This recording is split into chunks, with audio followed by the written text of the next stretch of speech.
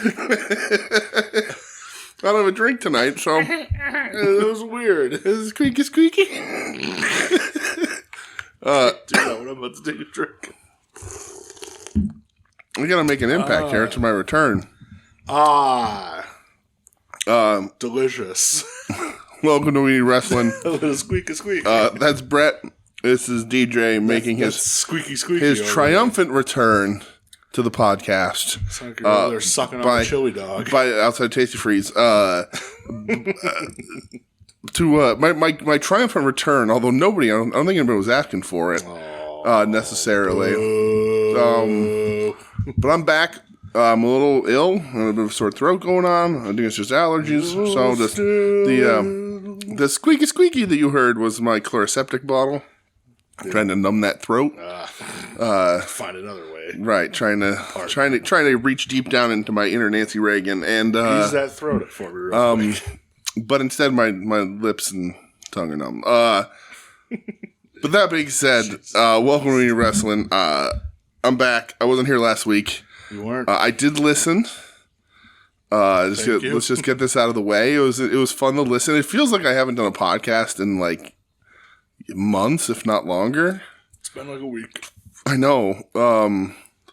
I'll apologize here publicly for my somber-toned message last week. Yeah, it was very like, are you saying goodbye to the world? Yeah, here? So I recorded that at like 1 a.m. and I was very sleepy, and then I went and edited it, and I was like listening, and I was like, oh man, I took my fucking time here, huh? And then I was like, well, I ain't fucking recording it again. Nothing wrong with that. So I just let it fly. I did cut out about a minute and a half of ums and ahs out of that thing. Christ, so did you really? I did. I listened all the way back and cut out, and there were still ums and ahs in there.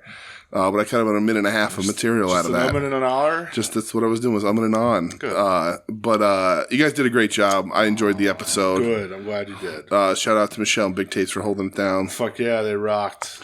They were so good. And then Tatum did so well that she was apparently drafted to Odds with Wrestling. Yeah, so, that's true. Tune into Odds tonight to hear Tatum. Yeah, Michelle drafted nowhere. I'm sure that didn't hurt her feelings in any way. Yeah, she listens to podcasts. But no, she has her husband tells her things. Stu just shit off to her all the time. So, but Michelle doesn't like wrestling. That's true. She doesn't. She likes some wrestling. She likes some wrestling. She's coming around. Don't tell her I said that. How are you, pal? Great. How's the 2 weeks since we've sat down to talk? Great, man. Yeah. I got nothing to complain about. Good. I had a realization this week. I don't have much to complain about. Okay. All right. Felt good. You were spending most of your time complaining before that realization? No. But I went to dinner with a friend. Because you were a pretty positive cat normally. Yeah, I can be. You got that weekend PMI. Yeah, too much weekend PMA. No, I was on PMI. Yeah, God PMI. Damn it. That's one of our clients at work. Oh, wonderful. Not my job. Nope. No, I was out with a friend and she was like, "How you doing?" I said, "I have nothing to complain about." And she said, "Boy, it feels good." And she said, "Fuck you." Well, she has a lot to complain about. Which then I get the guilt, and she's like, "No, don't feel guilty, please." And I'm like, "Well, I can't help it." Yeah. But she said, she's like, "Kind of feels good, like not waiting for the other shoe to drop, huh?" And I was like, "Damn, that really does." Mm-hmm. I don't know, man. Life's fucking good. I'm fucking chilling, dude. I'm like super into comics right now. You are? You're a fucking nerd. Shut up, man. You're a fucking nerd. So much so we went for comic books over the weekend. Free comic book day. Yep. Saturday we did some things, did some shopping. Spent some fucking money. Visited some places. Sure did. And then, I don't know, Sunday I had meatloaf. Yeah? It was real good. Nice. It was so fucking good. What did we get? We got, I almost had meatloaf, but we didn't do that. Oh, I would have. Yeah. I would have said, here's some meatloaf. We did, not that this is any sort of consolation, but we did the KF Sizzle instead. You can't compare the two. They're not. It's not compared, but we decided we wanted to do some fried chickie. They went to KFC? Yeah, Michelle was down there, so she went to the KF Sizzle. Should have went to Crown Fried. Yeah, I mean, that's You'd still be in a coma. That's true. That is true. Popeyes. Oh, KFC for fried chicken. Come on. KFC's good. Oh, not the Michelle doesn't like Popeyes because of the Cajunness of it all. Oh, so she doesn't like the Cajuns? Mm-mm. So that's why she hates Gambit. Yeah, huge. Makes sense now. Yeah, she's big time hating Cajuns and Creole and yeah. How are you, pal? I'm all right, pal. I'm good. Being a coffee little bitch. This sore throat kills me, but I'm all right. I haven't been coughing too much, but the sore throat has me laid up. I'm tired. I'm having a hard time. Like I can't keep my fucking eyes open. Brother, you gotta wake up. Yeah, I don't know what's going on. I haven't been getting enough sleep. So I'm gonna try and regulate that a little bit. But I'm fine. You know, we had a packed weekend last weekend. Stiff Little Fingers was great. Thanks for asking. Yeah, I mean, sure. It was a really good show. It was a lot of fun. Pretty good show. Went to Philly by myself. Came home by myself. No problems. No issues. Nobody was there to supervise me, so I was in the shit. In the shit.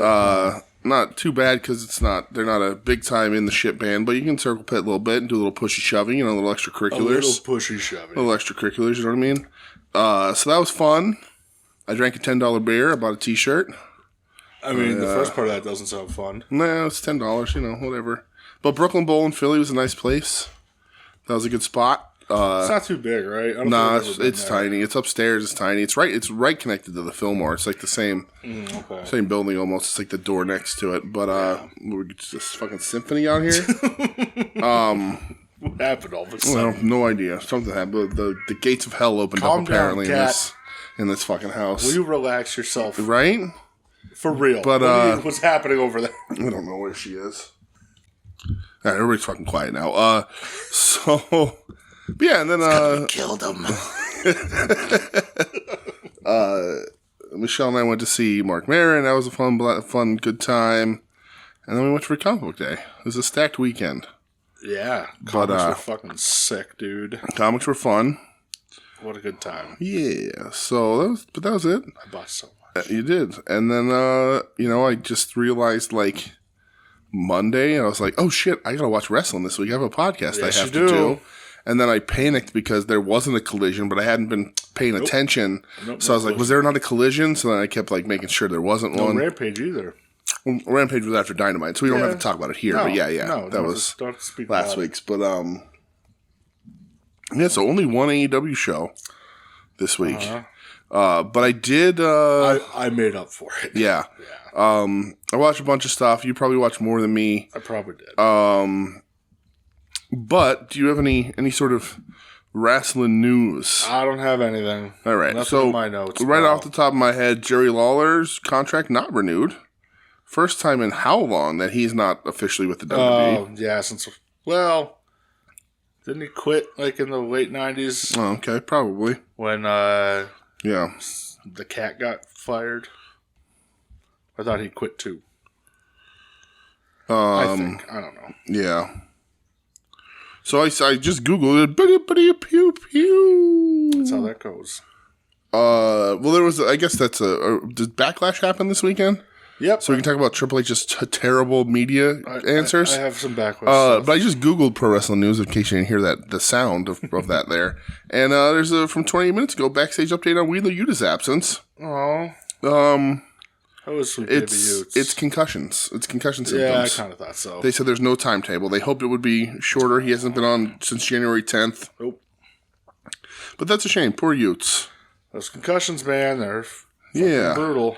And then, what happened? Ric Flair got drunk in a joint, and although he said he wasn't drinking, then the video came out where he sounded like he was. He was fucking loaded, but whatever. What a surprise! Ric Flair in trouble. Mm-hmm. And who'd have thunk? Yeah, some assholes yelled at Sky Blue. Yeah, fucking dickheads. That's annoying. Adam, wrangle your people in. No, Adam wouldn't do that. No, I think that's even. Yeah, he wouldn't. Too far. Yeah. No, people fucking suck. Shelton Benjamin here did an interview and said, to me, I think the greatest athlete to ever enter in pro wrestling is Billy Gunn. Good for Shelton. And the thing is, Billy Gunn to this day can outbump anybody, can outwork anyone. Like, I can think of a better athlete. And like I said, I think he's number one and I'm number two. So shout out to Billy Gunn because you're the freaking man. I don't know if I'd go number one, two at this point. He said he's the Hulk. You know what? He's the thing. We made this analogy one time, Billy Gunn. We say when you say Billy Gunn on TV, it's like seeing David Banner. But when you meet him in person, you realize he's actually the Hulk. I like that. He's a monster. He's a big dude. He had Hasbro. Well, he sure did. Taz unable to appear at Dynamite. Yeah, he's been going through some physical ailments. Oh no, his knees, I think, right? Yeah, poor Taz. Mm-hmm. The poor Tasmanian. Mm-hmm. Gable Stevenson. Try that again. Gable Stevenson. Gable Stevenson released by WWE. Yeah, that guy sucked. He had zero fucking. Joe charisma. Doering has brain cancer again. No, that's sad. Yep, that's real sad. That's real sad. I like Joe Doering. Yeah. Come on, motherfucker, show me power. It's one of my favorite clips. Mm-hmm. It's him and Zeus, I think, in Ultra Man. Let's see. I think that's about it, right? I think that's it for news. Yeah, I didn't really do news this week. All right, what an exciting news segment. There's not a lot of news. There's not a ton of news. A lot of wrestling to talk about. A lot of wrestling. All right. So, let me talk about last week again really quick, though, because I watched these matches with Michelle, and there's something that she didn't bring up. And I think it's just because she didn't want the hammer dropped on her on that podcast and be forced to talk about an extra thing. But when we watched Ray versus Eddie Guerrero, Kurt Angle, did she mention that? Oh, I didn't think she mentioned that on the podcast. I don't think I heard it. Yeah. Maybe she didn't mention it. I know maybe we talked about it after. Yeah, you must have talked about it after, yeah. Yeah, because she's like, oh, yeah, I watched Ray versus something. I go, Eddie Guerrero, Havoc 97. She goes, yeah, that's it. Uh-huh. Go, yeah, DJ's right for showing you that. She was impressed by Ray. Sure. And, like, the things he was able to do and the way he turned his body, and she mentions that on the show. And I was like, well, you want to see real Ray. 5 years earlier. Like, here's the dude doing the thing with the guy. Yeah. So... The thing with the guy with the stuff. We watched that and it's short, so she had to see that. But there's no lull in that match at all. No, but yeah, so that was fun. It was a good episode. Also, let me shout out Ed too, really quick, just for making it a very uncomfortable listen for the DJ Love Fest. He was trying to give you your flowers. He certainly was, yeah. So, so I'm glad you all like me. You really, really like me. So speaking of Ed, yes. Oh, Jesus, we're doing right now? Yeah. Oh, my God. Okay, Jesus, just listen to me. What's going on with it?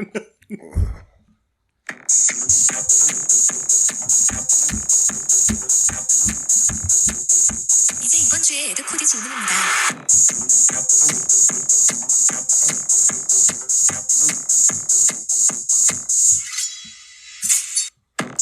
Whoa, he's getting fucking double play. I don't know what happens. I don't know how that works. Well, Ed, you get top billing here, pal. Okay. Ed has a 2-part question. Okay, Ed, 2-part question. I didn't see this question. I didn't think he put it in the Discord. You said he did. He said, hey, fellers, 2-part question here, if that's all right.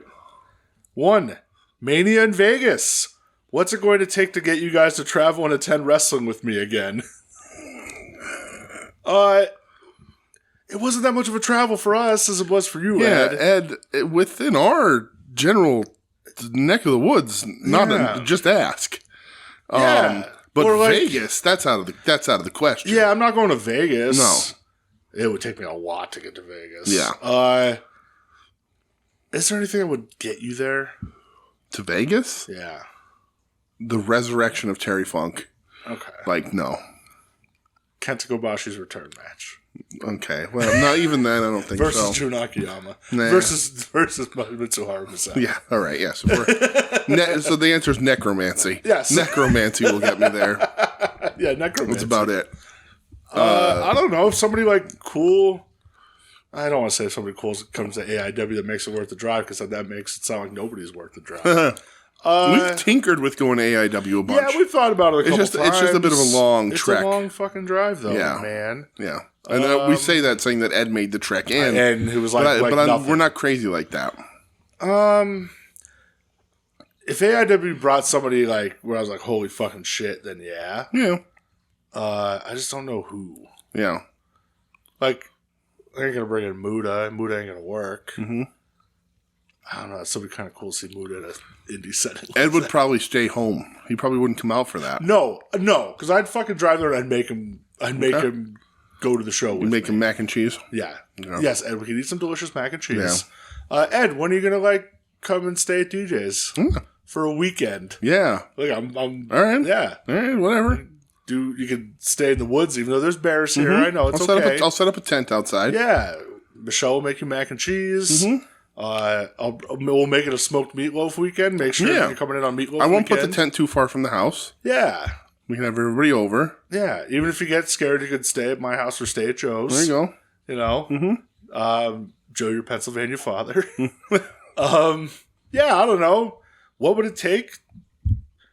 Not a lot. I don't know. Yeah, right. Like within Not a ton. within the bounds of a relatively decent drive. Just say, hey guys, you want to go to this show? Yeah, I'd say, all right. Yeah, we like you, Ed. We'll do stuff together. Yeah, we're Ed pilled. Yeah, we'll do things. We'll do stuff. Big fan of you, Ed. Second part of the question. I saw a picture of The Rock's shitty kid evaluating talent at the PC. Mm-hmm. That has nothing to do with this question. I just think it's funny. Question, though, are we Marigold guys? Kooky. Rossi got kooky. Rossi's got a lot of things. Did you see anything about Koki? I saw you guys posting about it. Yeah, I watched the match of Koki. Okay. Like I said to you, Ed, very uninspired dance moves, which I love. Mm-hmm. It looks like a giant. Yeah. Yeah, I mean, I'm in on Marigold. I'm gonna watch the first show. It's on Wrestle Universe. Yeah. So I'm in. I don't want it to encroach too much on Tokyo Joshi Pro's territory. No, I don't either, but I'm in. Yeah, I'm watching. I'm definitely in. Right, yeah, absolutely. Fuck yeah. I guess we're Joshi guys now. Yeah, we're Marigold guys? We're Marigold guys. All right. We're Marigolders. Yeah. We're Marigold diggers, okay? Yeah, right, that's right. We're We're Marigold diggers, absolutely. Us, we're the Marigold standard. We were Colliders, now we're Marigold diggers. Right. All right, we're in. Yeah. Yes, Ed, absolutely. Yeah, I think I'm in on I don't know if it's Koki or Kooky. Kooky. I'm Kooky for Koki. Mm-hmm. Let's go. Creepy. They're kooky. Oh, not creepy. Particularly spooky. But yeah, Marigold would be cool. And that starts, I think they're shows. This week? Next week? 2 weeks? Next week. 7 weeks? I don't know, but I'm excited. It'll be fun. More Joshi. That makes me happy. Yes. So thank you, Ed. You're the best. Yeah, that was a quick question. That was right at the beginning. That was it's a 1-2 Ed punch there. Well, listen, he demands top billing. He does. That's true. So I was worried he was going to ask me to compliment you. No, he would never do that. Yeah, that's true. Yeah. That'd be weird to do that to my face. I'd have to look away. Just cover your eyes. Yeah, just... all right, so I guess we'll get into wrestling we watched this week. I mean, that's what we're here for. So I definitely watched a lot more than you. You sure did. Did you watch anything from Backlash? No. I did. I watched Solo Sikoa and Tama Tonga versus Kevin Owens and Randy Orton. Okay. Listen, the crowd was fucking... This is Backlash in France. Yeah, in Lyon, France. In France. The crowd was fucking I saw the camera jumping and yeah. It was like, holy shit. People singing Randy Orton's song because he's a bad wrestler that gets an entire arena in another country to sing a Adam, song. there you go. There's your fucking... Yeah, he's a bad wrestler. Yeah. All right. It's the whole arena to sing a song. Weird. Yeah. Yeah. This match was fucking cool as fuck. Mm-hmm. It became a no disqualification match. Oh. Just a plunder brawl. Like mid-match, or they like they were brawling in the beginning of the match. Couldn't get separated. Nick Aldis came out and was just like, that's it, no disqualification. Yeah. Anything goes. So brawling through the crowd, lots of weapons. Yeah. Owens did a frog splash off the apron to Tama through a table. Looked fucking killer. I know what happens in this match. You sure do. I'm so excited to talk about this. So Orton hits Tama with an RKO. Yep. Referee 1, 2, and then you see the referee fall out of the ring. I'm not going to say get pulled out of the ring. He certainly didn't. Because when you see the angle shot from the crowd, he didn't get pulled out of the ring. So... No, go ahead. Tell everybody before I bury this fucker. So this is the debut of Tonga Loa. The re-debut of Tonga Loa. Yes, the brother of Tama Tonga. Formerly Camacho, as I learned a couple weeks ago. Yes, one half of the Gorillas of Destiny. During the match too, they mentioned Tama Tonga. When he used to be in the Bullet Club, they said had great matches against former Bullet Club member Carl Anderson and Shinto and Evil. I go, okay, somebody's just feeding you bullshit lines. Yeah. Great match in Evil, that doesn't exist. No, it doesn't exist. I don't even know who Shinto is. Oh, it's supposed to be Shingo. Oh. Hilarious. Yeah, so I like it. Yeah, man. It was fun as fuck. Yeah. I love seeing just a nice brawl like this. But Tonga Loa. So Tonga Loa was there, everybody. So they fell for it. They got tricked. We talked about this. They shouldn't have done it, but they did it. They got Morbius. They definitely did. They got Snyder Bro. They got everything. They got scammed. It was Morbin time for the WWE. It is. And the funniest thing is that He botched his first fucking thing. Right? Because of course he did. Like the first thing he was going to do. He botched it. He fucked it up. The referee, good on that referee for pulling himself out. Which somewhere in the spectrum of like pet peeves that like referees like not counting 3 all the way or whatever. Like, what a great move by that guy because he made it look like he was getting pulled.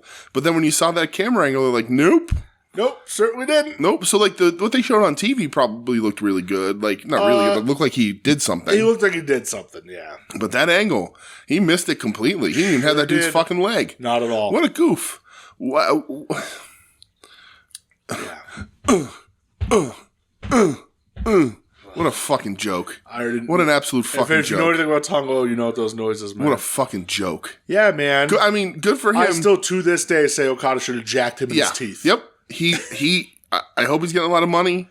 He tricked this big fucking company. Yeah. They're down bad for Samoan people and Tongans, I guess. Yep. But he wins, right? I mean, at the end of the day, he wins. He gets the fucking contract, and the first thing he does is fuck it up. He wins. But it's not like they're going to pull him off TV now. He was the big debut. We all win. We don't win. I don't have to see him anymore. Oh, well, that is true. I don't have to see him on New Japan. As we said 2 weeks ago, is Chase Owens Samoan? Yeah. I saw them say, like, people online are going, man, Gorillas of Destiny versus the Usos, this would slap. I go, yeah, okay. Go ahead. Yep. Run that match. Let's see what happens. Yep. Let's see how good God is in 2024. Yeah, you're getting 2024 God. Yeah, so he's officially there. Did they call them the Gorillas of Destiny or anything? Are they keeping that? No. Big E called them the Gorillas of Destiny. And it was in like a post-show thing. He's like, we'll have the Girls of Destiny in New Japan. And CM Punk was like, what the fuck? He goes, we're allowed to say New Japan? He goes, I keep forgetting, like, we're allowed to do that now? Yeah. But yeah, Tonga Loa. He's officially there. Hey, Hikuleo, what are you doing, bud? Hikuleo's absolutely getting that call. Hikuleo's way better than Tonga Loa. Yep. But I mean, this dude is going to get a bunch of money. Probably, a high 6-7-figure contract. Yeah, they said that their contracts were negotiated at the same time. New Japan just didn't announce that he was leaving. Because who gives a shit? Yeah, they just let him go silently. It's hilarious.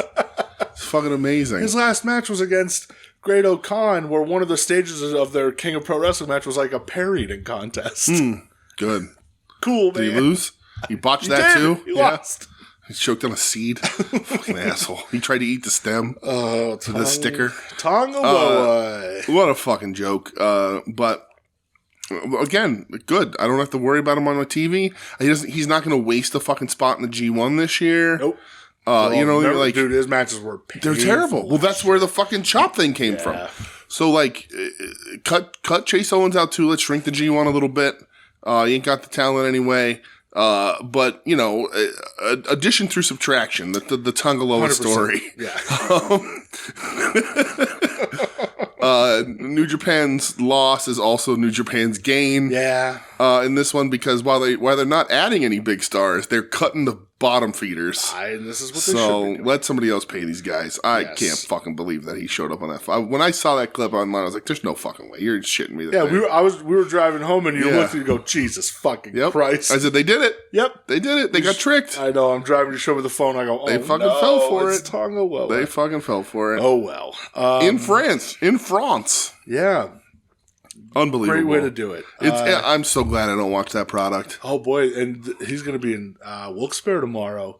Oh, you can go see him tomorrow. They're at SmackDown's in Wilkes-Barre. Yeah, I'm good. Joe gets to see him tomorrow. Joe, give Tonga Loa a deep soul kiss from me when you run into him. All right, so the other match I did watch Cody Rhodes versus AJ Styles. I was going to watch it, and I saw the runtime, and I was like, good. The runtime wasn't like terribly effective. Yeah. I got to be a whiny bitch when Cody Rhodes kicked out of the Burning Hammer at 1. Saw that too. And I was like, you guys aren't supposed to do this. Nope. I mean, the man who invented it did it like 7 times his entire career. I know, and I was like, you two should know better. Yeah. But they don't. One of you should know better. This is wrestling at this point. Right. And that's why I said I don't think this is for me anymore. It's not. Match was very good, though.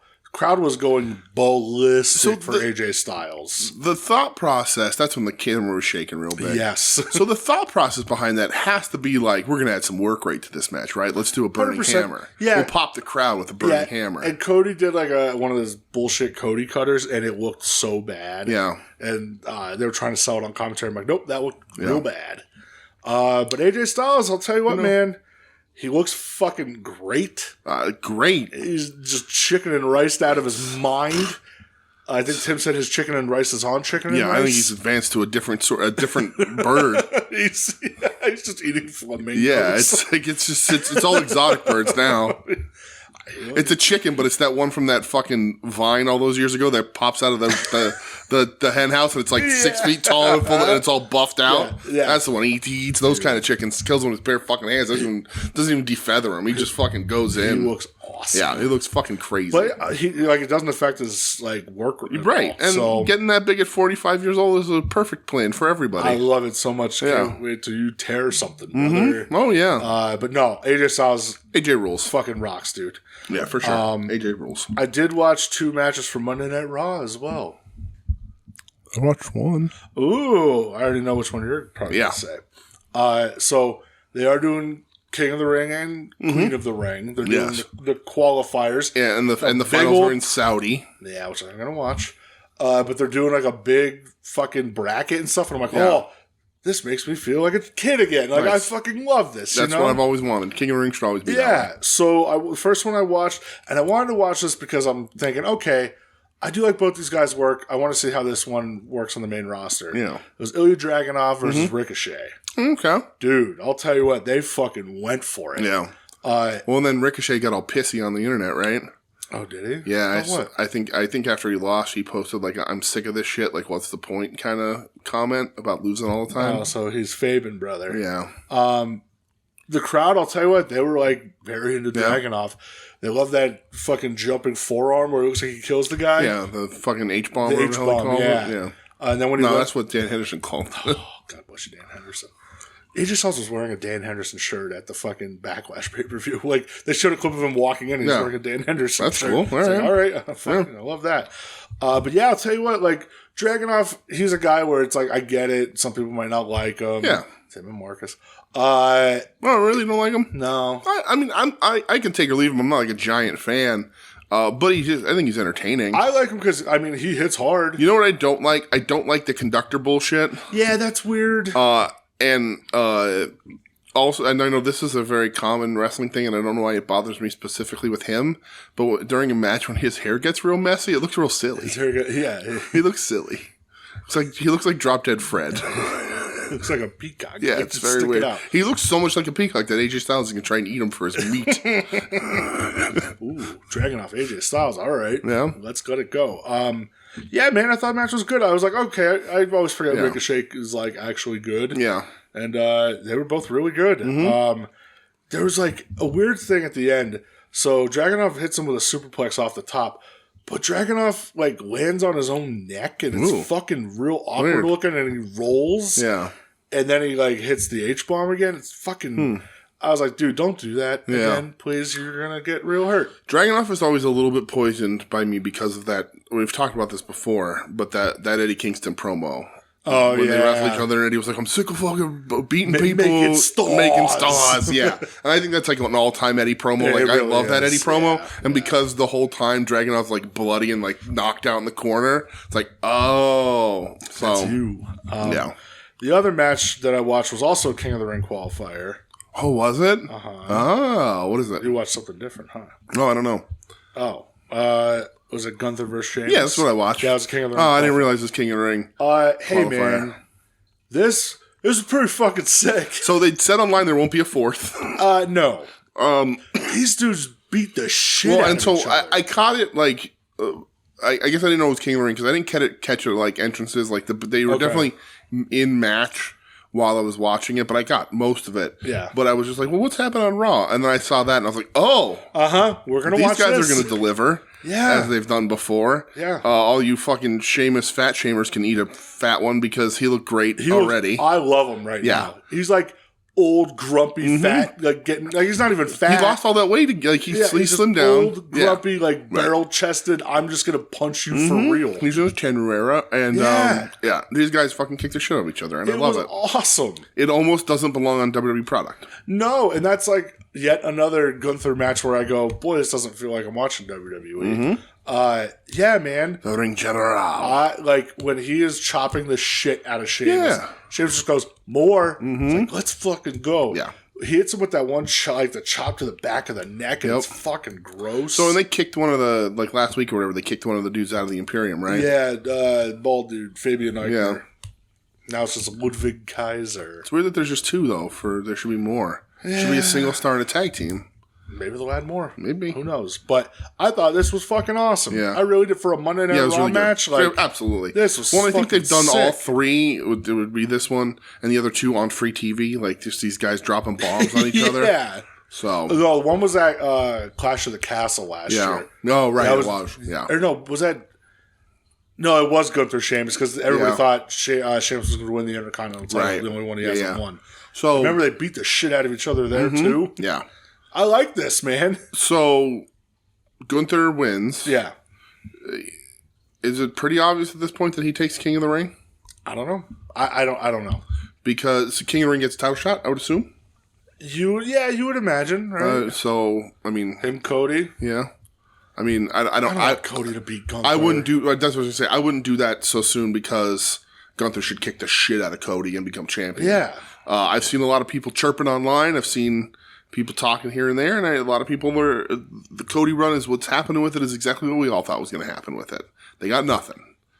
They a good match with AJ. Yeah, him and AJ was good. But they don't have a story, and everybody was like, what happens after this? Like, when the story ends, what comes next? And WWE, I saw, even came out and was like, we don't know. We don't have it. We'll figure it out. It's like, uh-oh. In the words of... Because Cody ain't a guy that can hold this run without something entertaining and given to him. I'm not trying to hate on Cody. But he's a limited guy, in my opinion. The him winning me $50 out of last year, that's over. But he's a limited guy, right? And he's a bit of a one-trick guy. So, like, if you don't have interesting, meaningful storylines and opponents for him, the WWE fans, that's what they look for. If you listen to them critique anybody else, they need storyline. And if Cody doesn't have that, it's gonna run stale. And in a lot of corners, I think it is already running stale.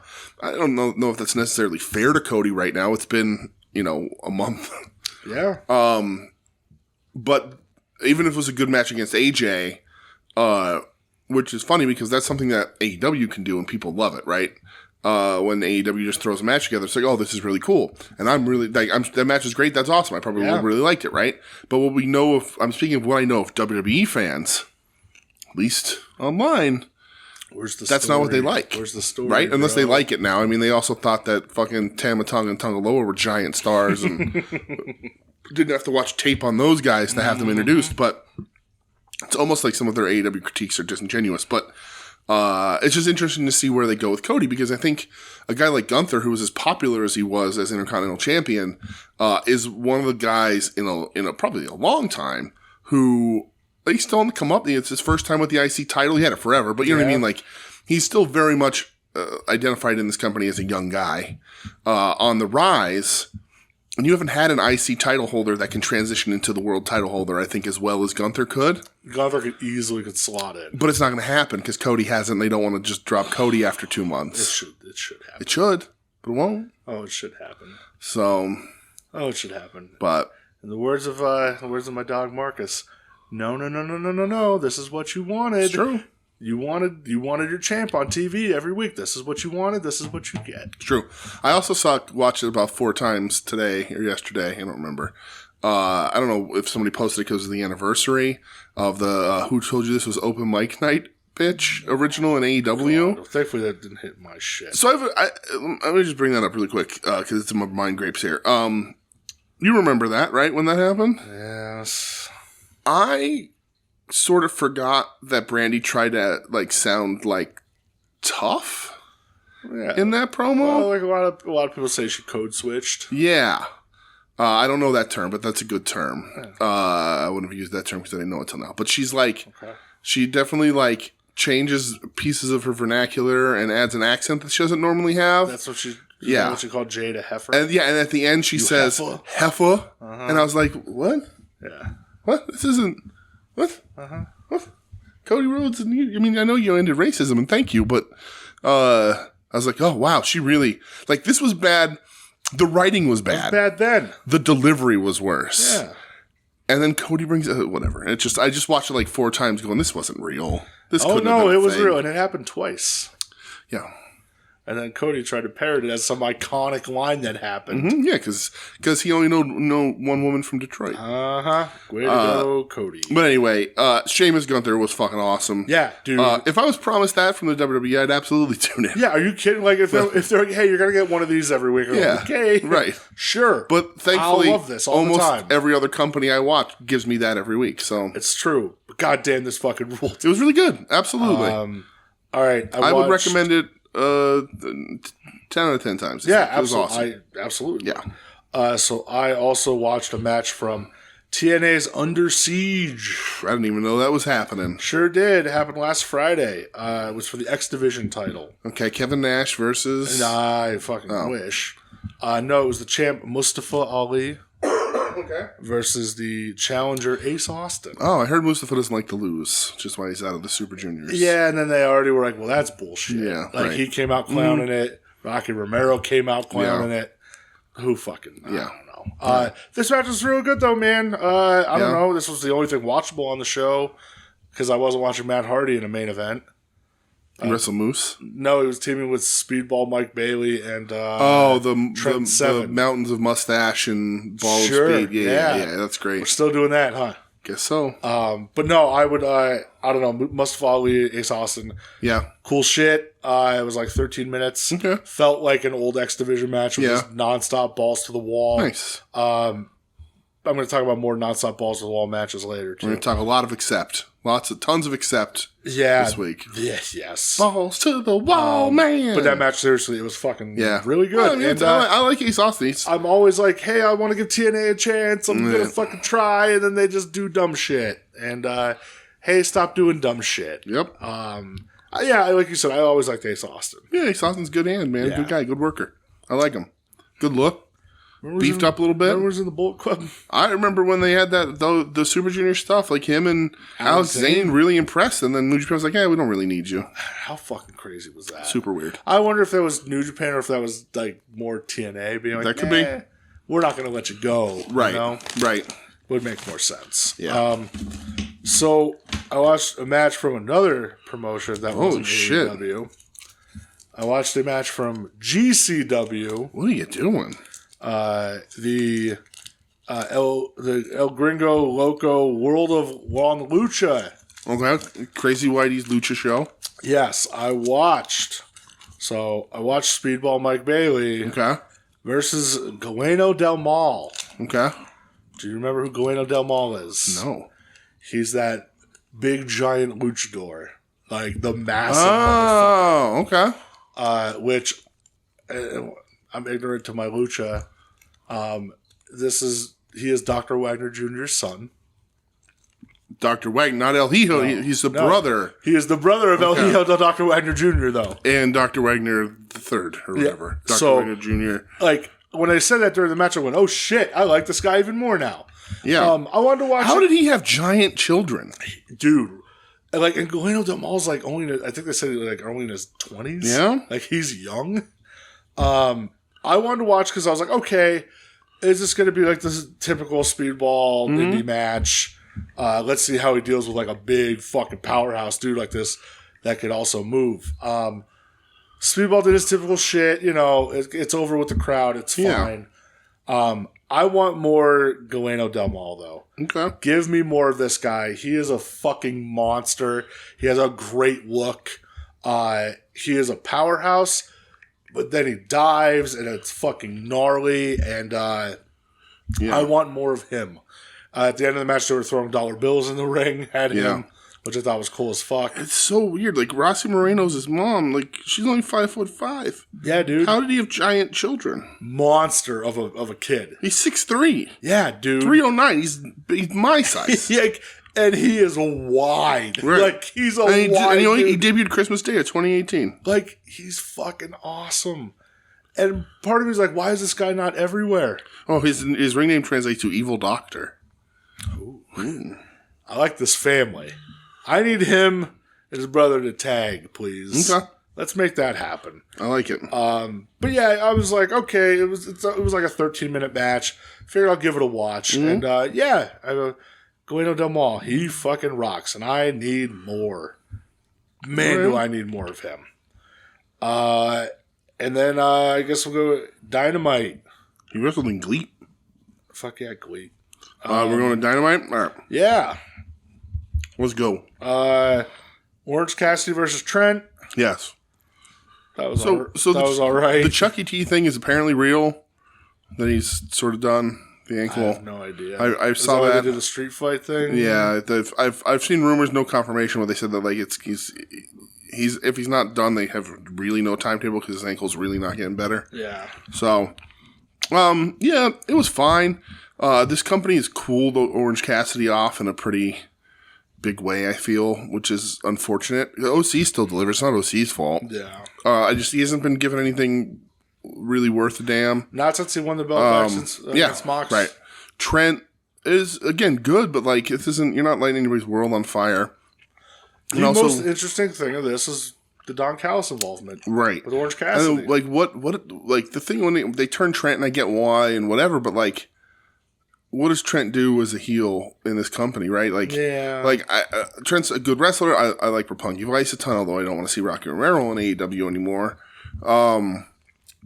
But, like, what does he do after this feud with Orange Cassidy? He's not going to be, like, he's a Scorpio Sky after that, sadly. Like, where does he go? Frankie Kazarian. What's left for him if he's not drug into programs with Orange Cassidy, who was the clear star of this group? Sure. And I know they're trying to build heat off of that, but I just don't know how much it's going to work. The match was fine, like you said. My heart took a long time to recover, and I rewound to show Michelle when he does the steps pile driver and his foot slips off the side. And I was like, if he was going down when that happened, that's the end of this. Yeah. Like, it's all done there. He corrected and looked fine. I saw your best friend online bitching about it today. Who's my best friend online? Bully Ray. About why? About because he slipped? No. Oh, because it should be a stretcher job? Yeah. Yeah, good for fucking. He's like, why the fuck would you get up after getting a pile driver on the steps? Yeah, because I'm sure everything you've ever done in your career, Bully Ray, makes fucking complete sense, right? I can't go back to fucking anything in ECW or your fucking dumb explosion match with Onita you had a couple weeks ago or want to have, whatever the fuck it is. I'm sure all of that makes complete textbook psychological sense, you fucking moron. I hate that fucking guy. But yeah, like I said, the most interesting thing to me was the Don Callis involvement. Like, Yeah. what's going on with that? Yeah. Interesting. I don't think we turn OC heel in any way, but No, I don't either. But it was just like OC like put his arm around him when getting helped out. yeah. Who knows? The other thing too, first Forbidden Door. Everybody was like, Orange Cassidy versus Will Ospreay? Yeah. And then they tore the fucking house down. Sure so did. we'll see if what happens there circles around. Who knows? Yeah. And like they did a little thing where they go backstage at Orange in the trainer's room. Rocky comes in checking on him. Yeah. Says if he beats Jay White tonight, they get a shot at the trios title. His Yeah. name's maybe we get Ishii. Maybe we can get I can't think of his fucking name right now. Driving me nuts. Okada. No, it didn't say Okada because they're not friends anymore. Shibata. And he goes, maybe we could mend fences with Trent. And OC's like, what are you talking about? Yeah. That makes you wonder, what side is Rocky Romero on? Right. Even when Statlander comes out the end to kind of stop Trent and go, what side do you want? I mean, are we going to get a heel Roppongi Vice in the tag team division in AEW?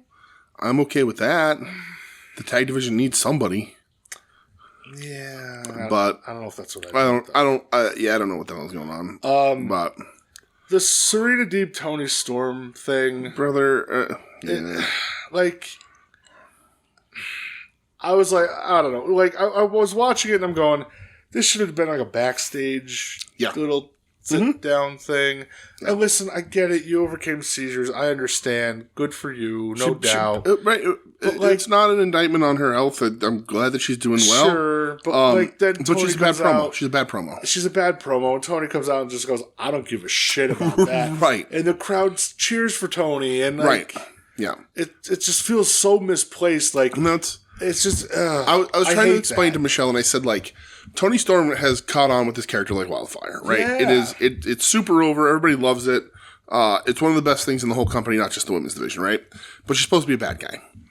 And she's caught on, but everybody else available to her to face her, be around her, haven't caught on. Yeah. So you put her out there against any of these people, and then everybody talks about this. Like, this isn't some like grand idea on my part, but like, she's gonna get cheered because nobody else is catching on like she is. Whether she's supposed to be bad or not, she's basically a babyface at this point. But like, Deeb isn't catching on, Saraya isn't catching on, no. Harley Cameron ain't gonna fucking catch on. No. Like, there's not a lot of people around that are going to catch on to even be able to stand across from a ring or, you know, in a promo segment with Tony that the fans are going to even bother to fucking listen to. Yeah. There's some people in the company, but they're tied up doing other things, right? You know, you're not going to do Willow versus Tony Storm because one, you don't want to risk sacrificing Willow.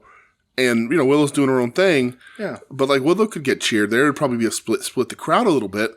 But they do not have anything that is going to turn the tide against Tony Storm right now. And Deeb, who is a bad promo, who works better as a heel, Yeah. and cuts a very big babyface promo, like big healthy I'm back babyface promo, and everybody's like, I don't give a fuck. Yeah, it's like, oh, cool. So, yeah, it's tough. Tony Storm has them in a weird position because she is so good and she's so captivating and people do like watching her. But she has no real competition. No, there's no real threat to Tony Storm right now. I mean, who could, like, Jamie Hayter if she ever comes back? Yeah, Hayter immediately slots in. You know? If she comes back, who knows? But yeah, then, like, Deeb hits Storm and drops her, and Yeah. like, the crowd just doesn't care. Do you know, the only person that they have regular access to, and, like, obviously Sheeta can always show up and do things, but, like, is Athena. And for whatever reason, they're never putting her up. But I think if you slot Athena into that spot, that changes everything. I agree. But... Yeah, Athena seems to really like her life, so good for her. And hey, if you do, more power to you. All the way. Mariah May versus Harley Cameron. Well, this was a match that they decided to give us on Dynamite. I'll tell you what, better than I thought it was going to be. I really do. That's people were saying that. I thought it was. I thought it was better than it was going. I thought it was. I also came in with like low to the ground expectations. It's better than it would thought it'd be being like, oh, I stepped in something. Oh no, it's dog shit. Like, oh no, it was just a puddle. But yeah, the Harley Cameron, it was fine. Is what it was. Whatever. Mariah's a good wrestler, so I think that helps. So fucking good. Did you see the little like picture-in-picture thing of Paige calling out those dudes at ringside? I did, yeah. Yeah, boy. Hey Edmonton, get your fucking people in check. Apparently, like, yeah.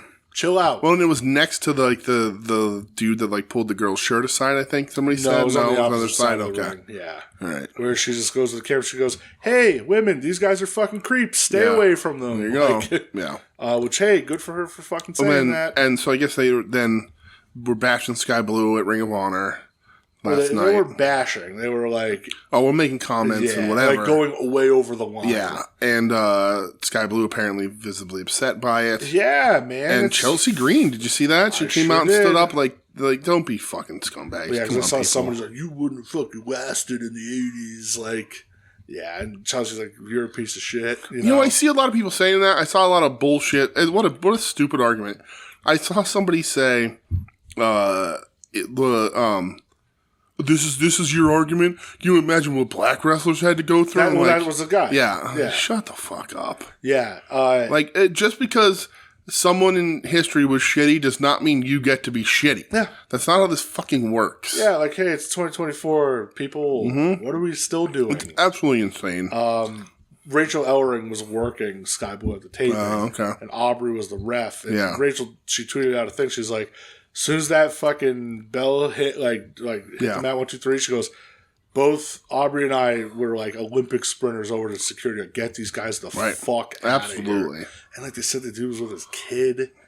It's like, we've seen it before though. Like I've been to wrestling shows with people being inappropriate and terrible, and with families. There's a story with you and our friend Chuck. We've told on the podcast before. Yeah, like you've just run into these idiots everywhere, and it's it is built into wrestling fandom in a way, and it shouldn't be. It's built into a lot of things. Like misogyny is built into almost everything. But like wrestling fans are that particular type of wrestling fan is really fucking annoying. And it stinks even that, I know you can't be watching everything, but it stinks even that the wrestlers had to go get security.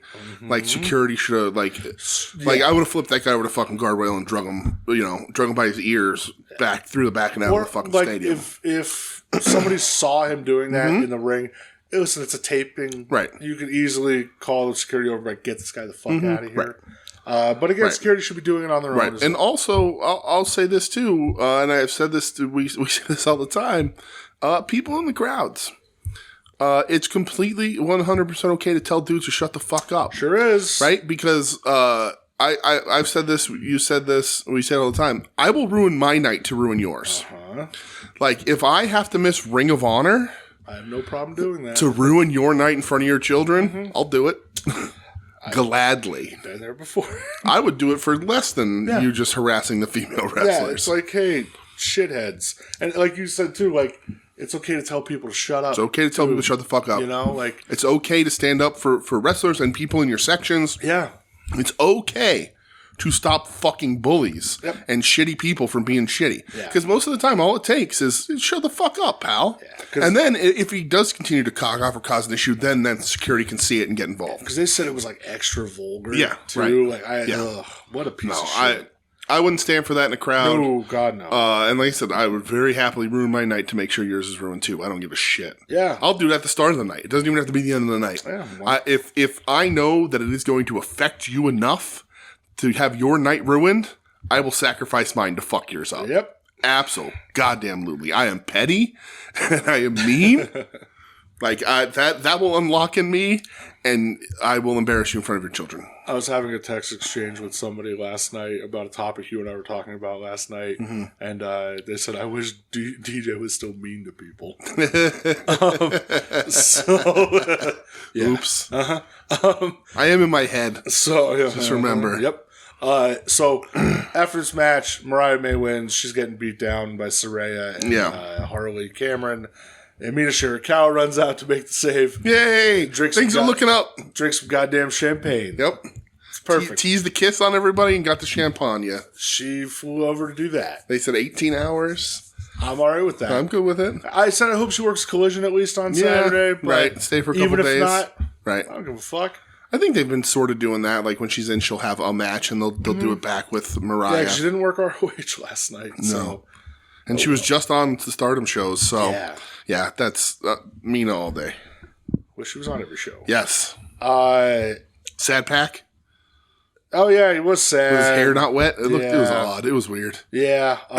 Next thing I have is Swerve and the Mogul Embassy.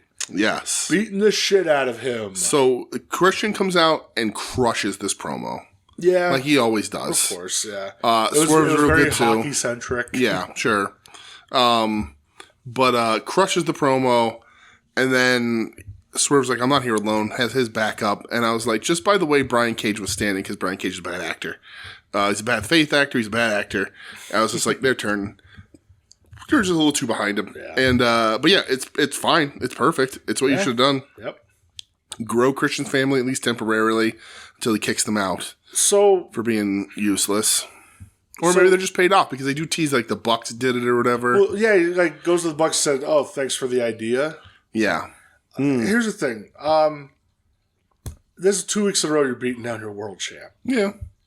I don't love that. No? No. Okay. He gets beat up by Christian's crew last week. Yeah.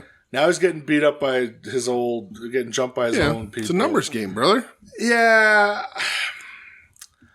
I don't know. He's just getting beat up too much for me, I guess. I don't know. I want him to get an upper hand. Like, you could have maybe pushed it off to next week. Yeah, and he will. It's a numbers game. You know, he thought he was going to have the upper hand this week, and it turned on him. I don't mind it so much because it is such a numbers game, and sort of historically in wrestling, like baby faces don't have big heavy entourages. They kind of typically fight from underneath on their own. Yeah, I'm just like, okay, I know he's like the newly crowned champ, and I don't want crowds to be like, oh, this guy's just getting beat up. I don't know if an AEW crowd will turn on him like that. You're a newly crowned champ, brother. But let's get some fucking momentum here, you know? We need some good TV matches, so see. Yeah, See what happens. See. I thought the Willow promo was very good. Willow's very good at promo, absolutely. More on her opponent later. Mm-hmm. We got like Switch versus Rocky. Yeah, it was like a glorified. Again, like it was like a glorified squash. Rocky. I love Jay White. Yeah, Rocky is like politicking master.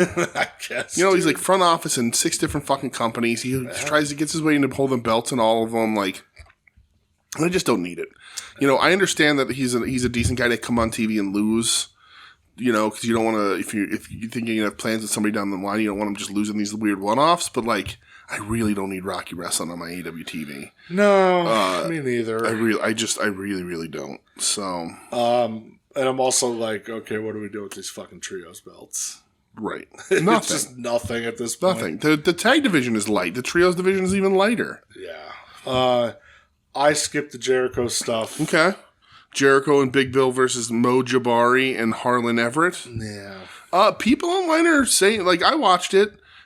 Jericho is like leaning into being shitty. Sort of wink and a nod. This is what you want me to be kind of thing. Mm-hmm. It was fine. I don't like it. I'm not like in love with it. It's at least different than what he's been doing. You know what I mean? Like, it's at least a different heel Jericho. Like, if Jericho went away for 3 months and came back with this, I think everybody would be thinking different. But because it is that sort of little bit of a shift where he is different than what you saw him the last time. But it's not great, and he hasn't gone away at all. Yeah. So, yeah, I don't know. Whatever. He's trying to be more like the sniveling, smiling, like, I'm not the bad guy here kind of guy. I'm actually trying to improve this guy's life, and he's not, and we know he's not, but we're just waiting for the shoe to drop. But yeah, it's fine. Whatever. I don't think you need Jericho on TV every week, and Jericho thinks we need Jericho on TV every week. I'm good on Chris Jericho right now. Unless somebody's like, hey, man, you should really watch this. Yeah. Which people did that today, and I watched it, and I was like, nope. Yeah. Don't care. Not for me, dude. And people in their roundabout ways of trying to connect certain things, and I'm like, oh, boy, you're really in deep. Edge Brody? It was great. Yeah, man, this was fucking awesome. Brody King clearly is like the best dude in the House of Black at this point. Yeah, absolutely. We've said this before. He's the only guy they need to keep around. I like Malachi. I like Buddy. Yeah. I like them as a group. I really do. Mm-hmm. I feel like potential has never been fully met. No. I liked them when they had their run. It was the Trios champs, but it just, I don't know, feels like something's still missing from it, and I don't know what. Yeah. But every time Brody's given a chance, knocks it out of the park. Yeah, for sure. And this was no different. Yeah. Bleeds like a son of a bitch. First I thought he had like fake blood on It looked fake at first. Yeah, but then I'm like, oh no, that's real. Yeah, I don't know if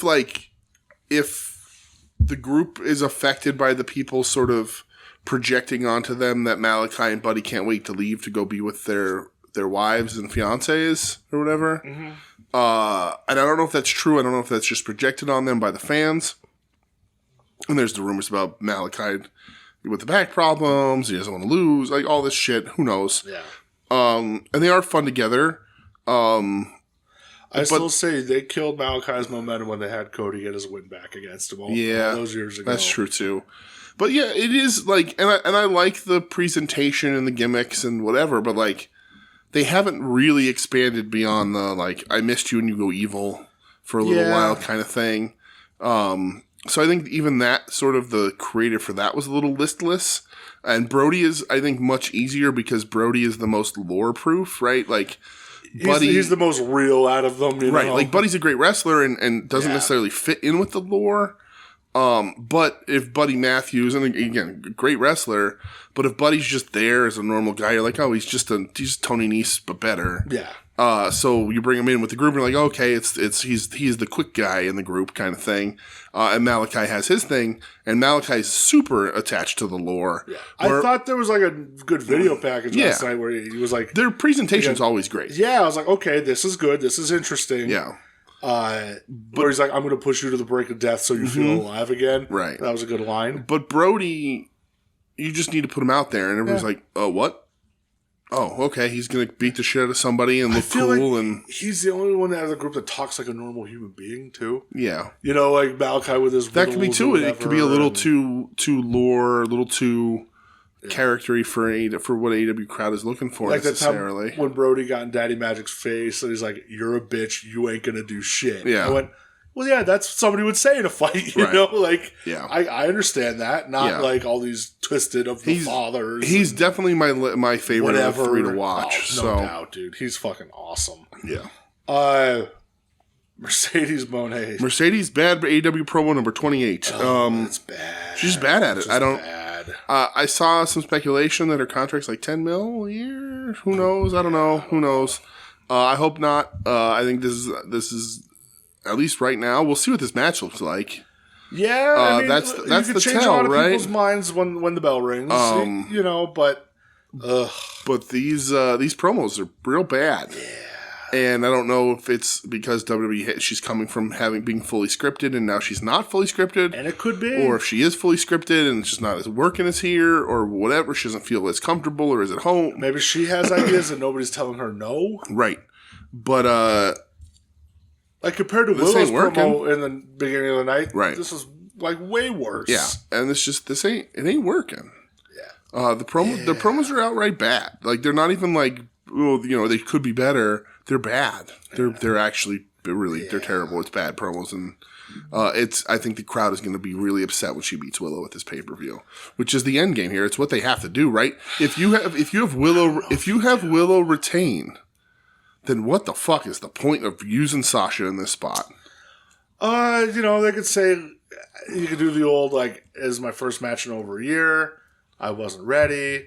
You know, now I got to go through the ranks. Okay. Because I want this belt and I want to prove that I can beat you. Sure. You know, when I'm fully ready." Yeah. You know, you could do a simple storyline like that. You could. It always works. It does always work. She'd be down 2-0 to Willow, yeah. So there'd be, you know, whatever. And not like they haven't done that before with Hangman and Swerve. But yeah. But I think it could work. I think if she doesn't win, it signals, intentionally or not, to the fans that, oh yeah, this was a mistake. We shouldn't have done this necessarily. We shouldn't have at least given her as much screen time and money as we are, and as much prominence, because the adage, you want to make a star, you book him like a star, right? If Okada comes out and loses to Eddie for that belt, Okada doesn't get talked about as much as he is. We're talking way too different things. No, we're not. We're talking about people. She's getting more money. She's getting more money than Okada. You don't know that. She absolutely you don't is. know that. She absolutely is. Don't know. I don't know that, but I can speculate. And we don't know anything. It's all speculation. Yeah. But and if you were to talk to American TV audiences, she's the bigger draw than Okada, right? If you're trying to bring in a casual fan, if you're trying to bring in WWE fans, she's the bigger draw, right? She was, before Okada stuff, for like a year while she was still on the shelf, she was the biggest free agent in wrestling, good or bad. Well, yeah. Right. No doubt. So when you bring her in, right, you got to book her like she's that star. If you have her lose her first match back for a title that she's been trying, they're now working this angle where she hurt her on purpose and all that. If you do not book her to win this match, then you're like, wait, what happened? It could signal to the audience that that AEW has gotten cold feet about her ability, and I just don't think you can do that in that position. Yeah, you can do that. Have Willow hit her with a chair to the knee, hit her to the foot, whatever, because they've been teasing Willow, turning against her. Yeah. Right, but Sasha's definitely has been morphing into the heel of this. So you can do a double turn in Willow versus Sasha. Try it.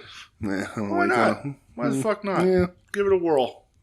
Listen, they ain't doing it with Tony Storm. No. So why don't you try something? Yeah.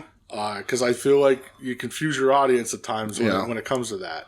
Because there are like your fans who want to cheer Willow, the ones that want to cheer Sasha, and then you get that muddy mix where it's like, I don't know what to do. But I think even if Tony Khan says it doesn't affect him, the press he's going to get from all the dummies on the internet that people listen to, whether they're right or wrong, people listen to them. Stop listening to them. I don't, but people do, and the people that Tony Khan's trying to attract as customers do, those people don't. They're going to bury the product. if Sasha loses. Let them bury it. Who cares? Like, it's a vocal minority. Like, who cares at this point? The Elite come out at the end of the show because Kenny has a promo in his bed, his hospital bed. Yes, earlier in the show. From the attacks from last week. Says, okay, Anarchy in the arena, double or nothing. It's going to be the Elite against FTR, which makes sense because they saved them last week and they hit the Young Bucks. Right. And then two people that are yet to be named, but I think you may meet them tonight. Mm-hmm. So they're in the ring. FTR's music hits. They come out. I don't know what Dax says.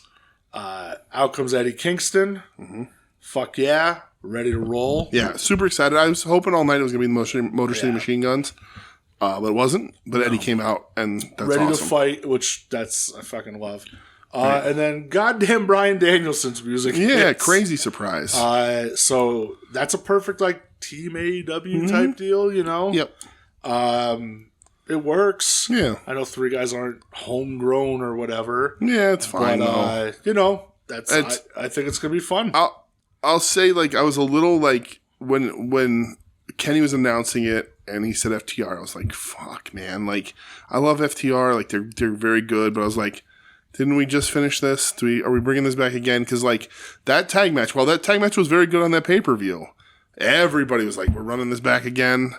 And then they tried to do all that shit they did to try and garner interest in it. And like I was like, okay, so we're putting FTR in this again because there's literally nobody else in this tag division in this company. That tag division it's dead. Yeah. So like I was like, there's literally no one else that can come in and fill this role than FTR against the Elite, which was while the pay-per-view match was very good, it was a dead program leading into it.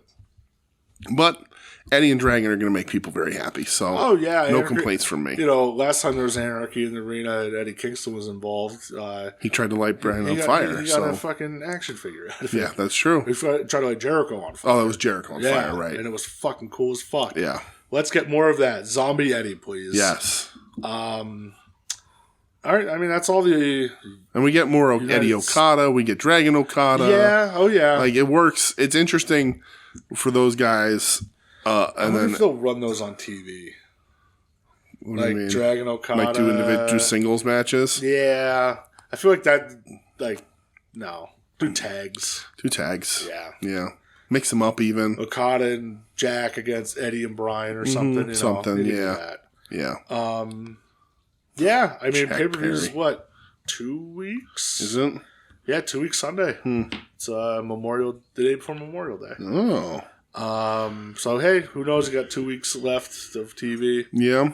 See how this card fleshes out. Well, with 2 weeks left of TV, we know at least one of them's going to be absolute dog shit. Yeah, so probably this week, probably the week before. I was saying this week wasn't very good. This wasn't a great Dynamite. No, it wasn't. So yeah, who knows? But they always fuck up one of those weeks. So we'll see what happens. They sure do. But well, before we take a trip, yes. Do you want to hear a question from Mr. Taylor? Okay. And now the Tim Taylor question of the week.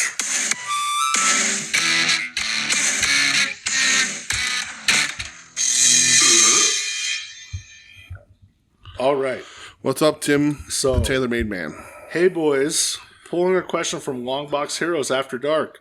Go subscribe to the Patreon. What wrestler or wrestlers, past or present, do you think would make for an excellent subject for a comic book series? Also, to flip the mediums, which movies that never had a comic book adaptation do you think would be fun in that medium? Okay. I've also asked at odds, but I'd love to hear your take too. Welcome back, dudes. Sorry you guys lost Tatum in the draft. So the first question, what wrestlers, past or present, do you think would make for an excellent subject for a comic book series? Kevin Nash, Ultimate Warrior, The Undersnow, they already had them. First comic book I ever owned was the Kevin Nash one. We have like the signed editions, all that kind of shit. Like prized possessions. So, You want to get fucking weird with your lore? Do your House of Black. Yeah, that works. You know, House of Black. You can get crazy with it, I guess, right? Yeah, why not? I guess. I mean, I think probably had the aspirations there, but The Fiend would probably fit. You know, that was sort of already influenced anyway, so that kind of works, right? Yep. Yeah, you're right about that. You know, it's got to have some sort of lore and, you know, craziness like an Ultimate Warrior did, like that kind of stuff, although there's more comic fucking sucks. But yeah, The Fiend, Bray Wyatt. But there was already WCW comics. Yeah, right. I mean, there's already WWF comics too, thanks to Potato Salad. But yeah, I mean, I really think that's probably it. Everybody else these days, like, I mean, the 90s are, Jesus Christ, are just chock full of it. They were just comic book characters already, right? Muda. I mean, we want Doctor Strange versus Papa Shango. I'm there. Oh, fuck yeah. Even though Brother Voodoo already kind of exists in Marvel, so Great Muda. Yeah, right. That would have been a perfect comic book adaptation, you know. And I think there is a manga, so probably of Muda, but yeah, Ultimo Dragon. Yeah, right. Anything Rey like Mysterio, all your masked guys. Yeah, anything like that already sort of lends itself to the style of comic book art. Yeah. Yeah. As for the second, though, which movies that never had a comic adaptation do you think would be fun in that medium? Go ahead. Roadhouse. I want Roadhouse comics. Okay. I just want Dalton fighting and fucking. Okay. I mean, that ties it back. There's a wrestler involved. And my answer also has a wrestler involved. Hell Comes to Frogtown. Hey, look at that. Perfect. With Roddy Piper. Yeah. I'm sure somebody has drawn a comic of some kind for that, but a mainstream, because, like, I'm a comic nerd. I'm a nerd for some of these movies. So, like, Escape from New York has a comic series. Big Trouble in Little China has gotten a comic series. Yes. But Hell Comes to Frogtown, I think, would be a pretty grand, fun thing. The apocalyptic future, weird frog creatures, Sandal Bergman, it could all work. Roddy Piper, the only man left in the world who can fuck. I think it works. Yeah. Speaking of Roddy Piper movies, got announced today, Sunday, July 21st at the Mahoning Drive-In. Yes. Real Rumble. It's back for another year, baby. Live wrestling and vendor market. Oh. We get a table and get rid of some of our shit. Maybe.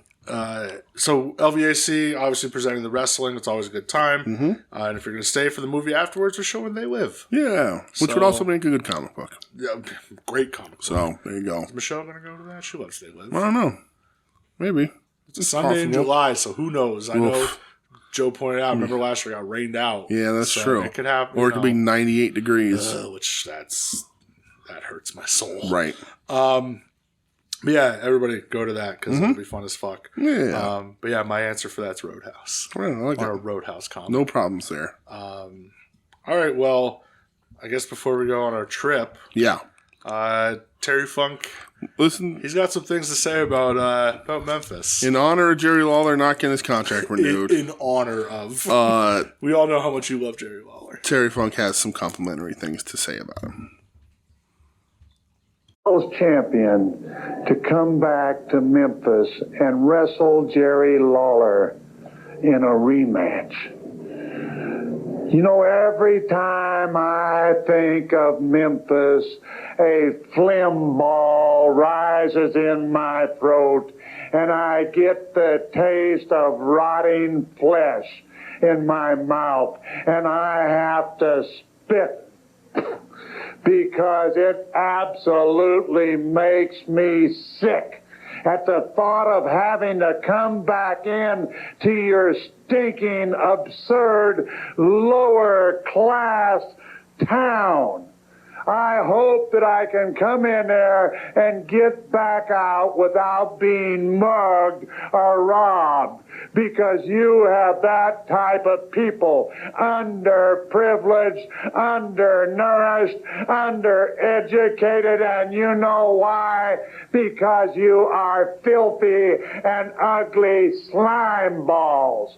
And Jerry Lawler is one of you. He is actually proud to come from a scum dump such as that. He thinks it's a great place to be from. He thinks it's wonderful. He thinks it would be great to be in front of his people and win this back. Well, what an absurdity, because first, he isn't man enough to take this from around my waist because I am the world's champion.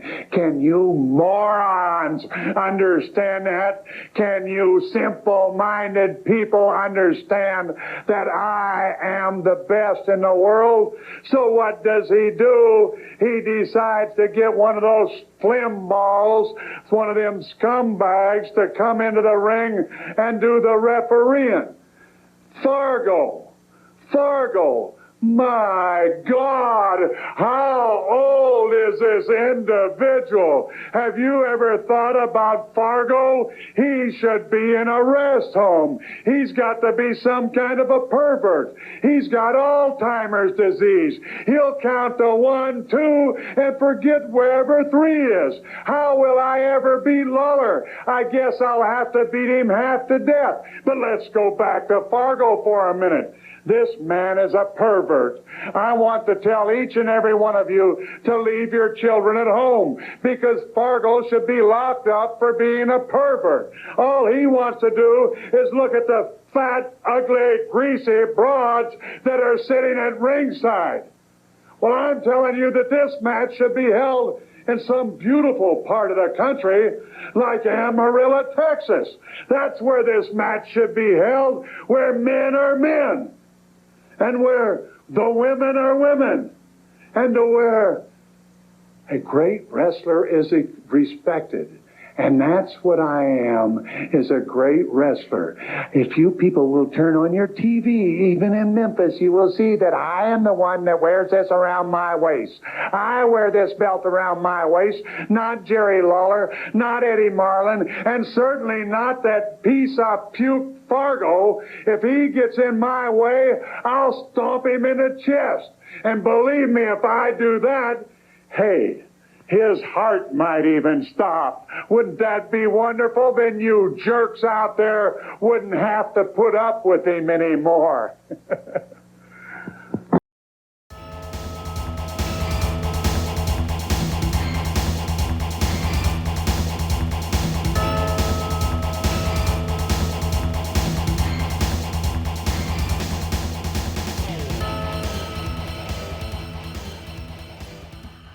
All right, we're back.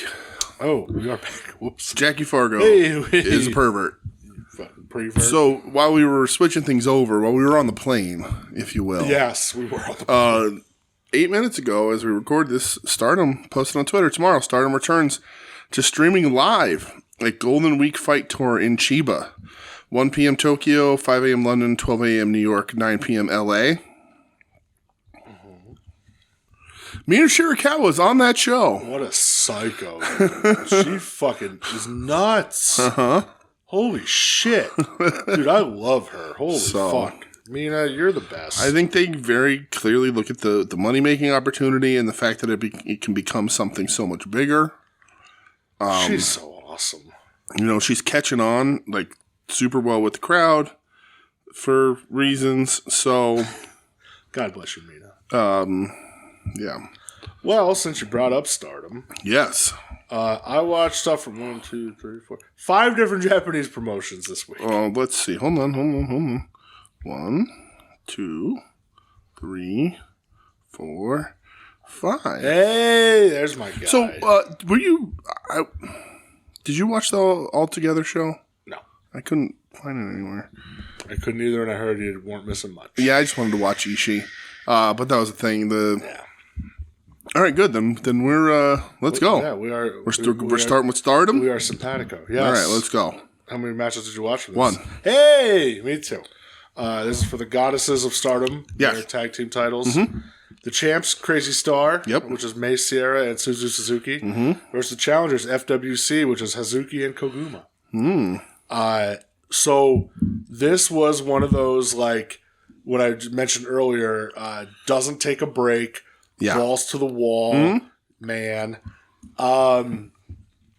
This was fucking awesome. It was really good. It felt like a I don't know, it was just like just nonstop. Like, I texted you because like a cruiserweight tag match. Like, but I texted you because I went to put this on. There was no commentary. Yeah, this is from Golden Fight Weekend. Yeah, but it was a pay per view, and I was like, "Well, that's weird. At least I'm not looking for English commentary. At least Japanese commentary." Sure. But like you pointed out, we did have multiple cameras. Yeah. But yeah, it's like 22-minute match. They go for it. It's fast paced.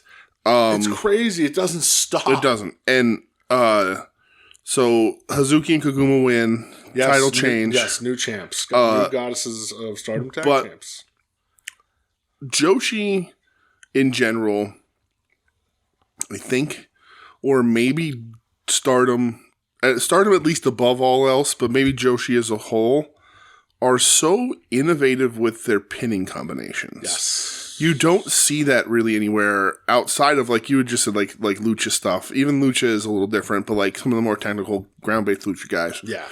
But, like, it is very much the way Ultimo and Ray and those guys used to always do weird pinning combinations and stuff. And elaborate, but fast-paced.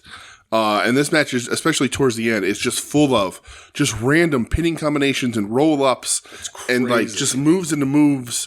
But particularly, like, Joshi, the era of Joshi we're in with the what we always talk about, like, if you're a guy in American wrestling and you want to steal from somebody, go back 10, 15 years to watch Joshi and steal their shit because nobody's watching it. Watch All Japan Women's. Right.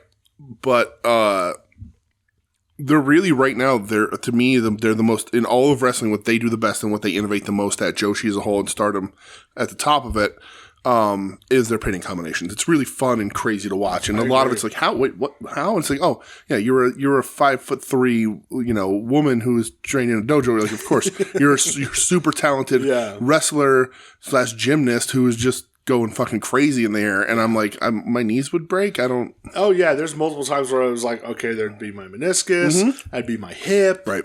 No, man. It's just I love the fast pace of this, and this isn't the last match we'll talk about where it's just a crazy fast pace. Yeah. Really good. So that's all that I watched from that. Yeah, I was gonna watch the tag match before this, or whatever was right before it, but I was like, no commentary. I was sleepy boy anyway. We went for this one. Did you? I'm a big fan of Hazuki. I like Hazuki a lot. Yeah, Hazuki's awesome. Suzuki Suzu rules too. She's next up. Big fan of Suzu, but Hazuki's cool. Would you watch anything from DDT's King of DDT the first round? I did. Hey, so did I. What match did you watch? So I watched. So I think this was. Did you watch multiple? I did because this was. Okay. I don't have my date locked in. This might have been this was from Friday, so it does count towards this week's show. But I watched the Are You Happy Death match. Oh yeah, between Mao and Shunma. Oh, I didn't watch. Sorry. It was Friday, so it fits in. Do you know the premise? No. Okay, so it's a death match, but the loser is the first person who is incapable of saying, I am happy into the microphone when asked. So they just do terrible things to each other, and then the referee puts the microphone in their face and they go, happy! I need to go back and watch. So like, there's Legos, like, I saw the Legos. There's plastic tubs, there's all this crazy shit. And every time something big happens, they have to get the microphone and go, happy! Online, it was described as you had to laugh the whole time, and if you stopped laughing, you lost. Oh, Jesus Christ. But I think they realized that's probably a little harder. Yeah. So they just had to say, happy! And the referee would go, happy? And then he would go, happy! Jesus Christ. So, but there's a point in this match where Shunma is done pouring Legos out, but there's still containers of Legos. So he's just throwing the full plastic bins full of Legos at Mao. All right, Shunma. And Mao took a face bump onto a pile of Legos, and I died inside. That sounds like I would just instantly say, "Put me down, leave me here. I'm never walking again." And then Shunma puts 2 full plastic bins of Legos. And, they break those plastic bins in DDT all the time, like those clear plastic ones. Yeah, that scare me.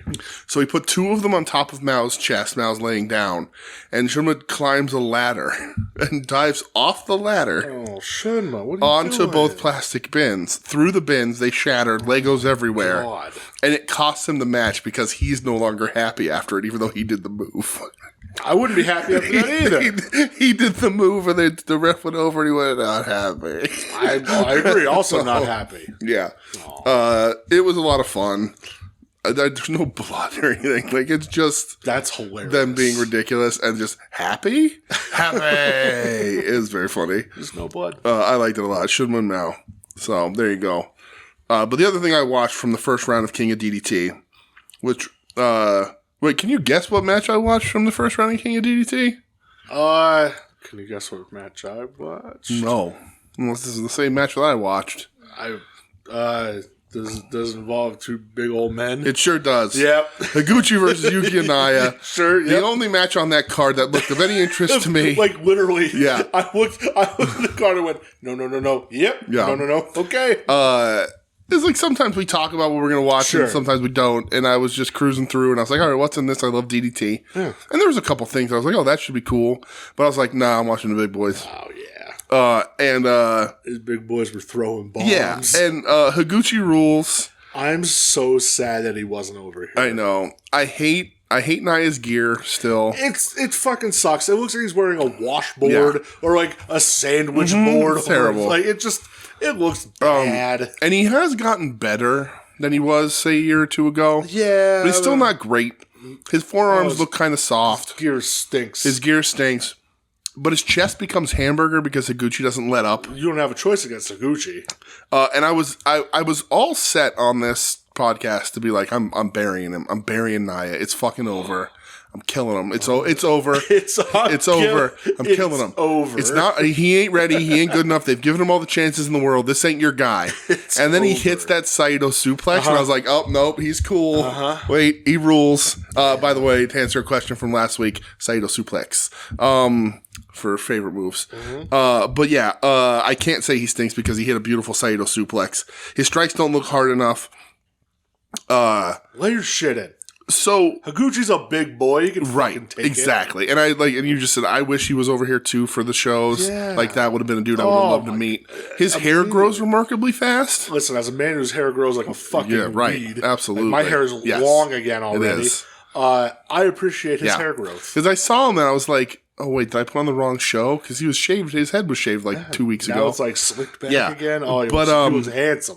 So the finish here, Naya barely answers the 10 count and then gets like gored and pinned. He sure But does. the reason why he can't answer the 10 count or doesn't until the very last minute is because he gets put into a cravat and then headbutted until he collapses. Yep, sure did. That's essentially the finish of this match. There is a step afterwards, but the essential finish That was the finish. is he gets put in a cravat and headbutted to death by a scary man. Rules. By a man, Higuchi, who like should be cast in the biopic of Masahiro Chono. Like, yes, it's just like that's the vibes he gives out. That's the look he gives out. Yeah. He's not the same kind of wrestler because I think he hits harder than Chono ever did. He absolutely does. But he can definitely play that kind of character. But God, he like Naya throws like a little wimpy forearm and then just gets fucking crushed for it like multiple times in this match. If I was Higuchi, I'd hit him harder. Say, don't bring that weak shit. Absolutely. Yeah. Because taking liberties against opponents hasn't got you in any trouble. Anybody in any trouble this week? Let's fucking go. Kazuzada Higuchi fucking rules. He does.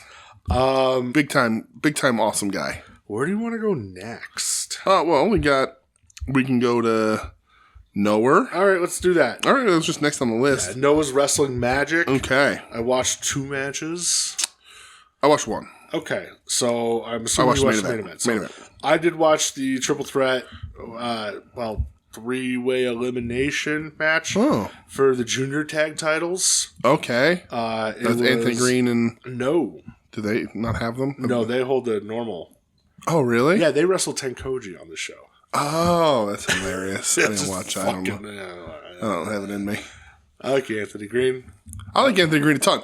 Yeah, I've talked to Anthony Green. Kojima. And I've talked to Anthony Green, and he's a super nice fucking dude, man, and I like him as a wrestler. I don't watch him enough. I probably should. Don't tell him I said that. But I like him, and he's a nice dude when we talked to him at LVAC. Yep. I'm sure he was so fucking excited to be able to wrestle Tenkoji. Of course. Because, like, when I talked to him and I was like, you wearing your Misawa gear, and he's like, you noticed? I'm like, yeah, dude, like, big fan. Like, love Noah, love all that. You're a fan of yours. Didn't have good-looking guy shirts. If he would have had it, I know, absolutely. I'm sure he was so fucking excited to be able to wrestle Tenkoji. Yeah. Just the thought of it is like. But I want to close my eyes and still see Tenzan as I recognize Tenzan, and it's sad. And I still like seeing him. I like seeing his entrance. But then when when the match ends. When he has to like walk on his heels because his ankles don't bend, I'm like, him and Jake something or not Jake something. Hammerstone have that going on. Yeah. Hammerstones though, those flex too much. That's weird. It's very weird. But anyway, so this very cool opportunity for Anthony Green. But the juniors. And they beat Tenkoji. Oh, Tenzan took that fucking pin, I would assume. I don't know. I didn't see the end of that. But yeah, for the junior tag match was the champs of GLG, the good-looking guys, which was Tadasuke and Yohei. Tadasuke! Going up against the challengers Alpha Wolf and Dragon Bane. Easton, Pennsylvania legend Tadasuke. Damn right. And Tsuji and Yashi. Okay. Which I believe were from All Japan. Okay. It was Dragon Bane and Alpha Wolf, is that what he said? Yeah. So it's funny. So it's funny to say these are for the junior titles, and you look at Dragon Bane and Alpha Wolf, and then you look at least Anthony Green. Tadasuke's got a little bit of size on him. You're like, oh, you have the regular titles? You're a short little guy. Yeah, this is like when, the regular titles were held by Misawa and fucking Ogawa. It's like, what's the little guy doing? What's the zebra dude doing there? What's this real bad guy doing here? He wasn't always bad. You leave him alone. He wasn't always good. He wasn't always good. He's not good now. But he wasn't always bad.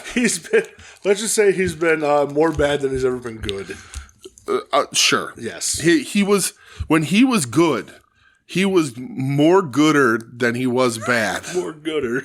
But he was also like of a different era. Like, not that I want to spend all the time defending this guy, but like, did we just become an Ogawa podcast? We could. But like, if he in his prime, like him in his prime, would be fucking killing it with the guys like Zack Sabre Jr. and Tim Thatcher. He had that. That was his ability. Sure, of course. It was just he was trying to do that in the era when big dudes were dumping each other on their heads. It's like, what's the zebra print guy doing? Hey, little guy.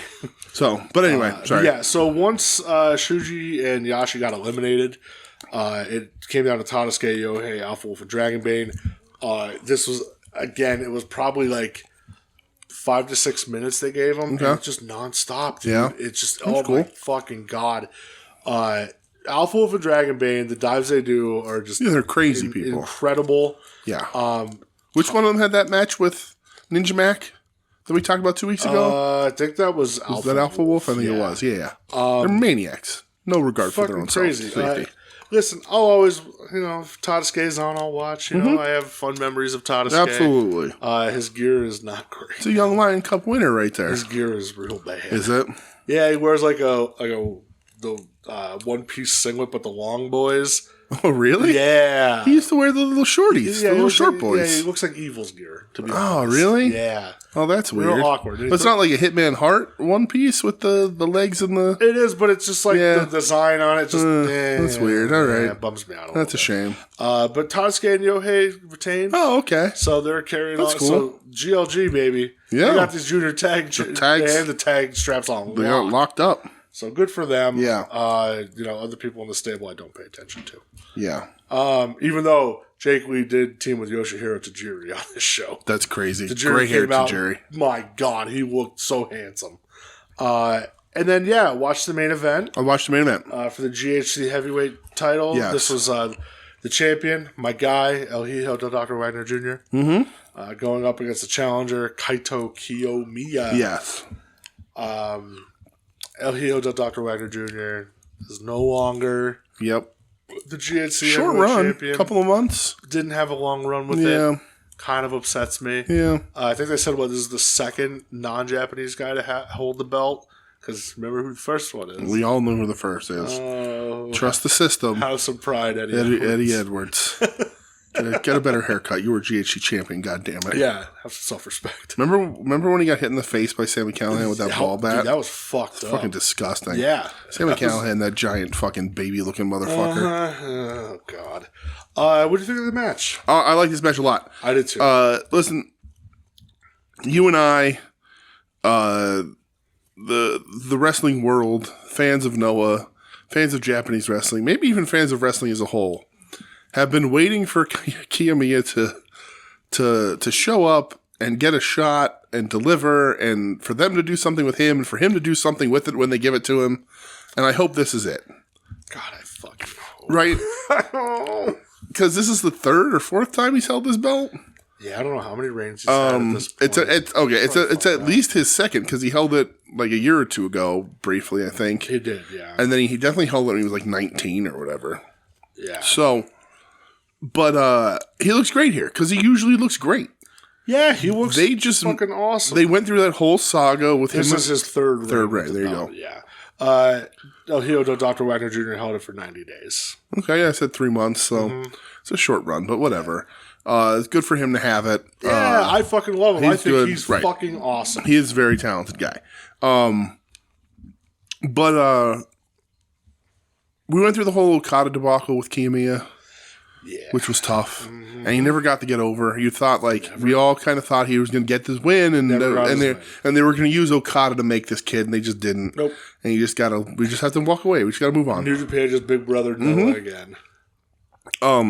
But this is great. I think it's a very solid match. Yeah.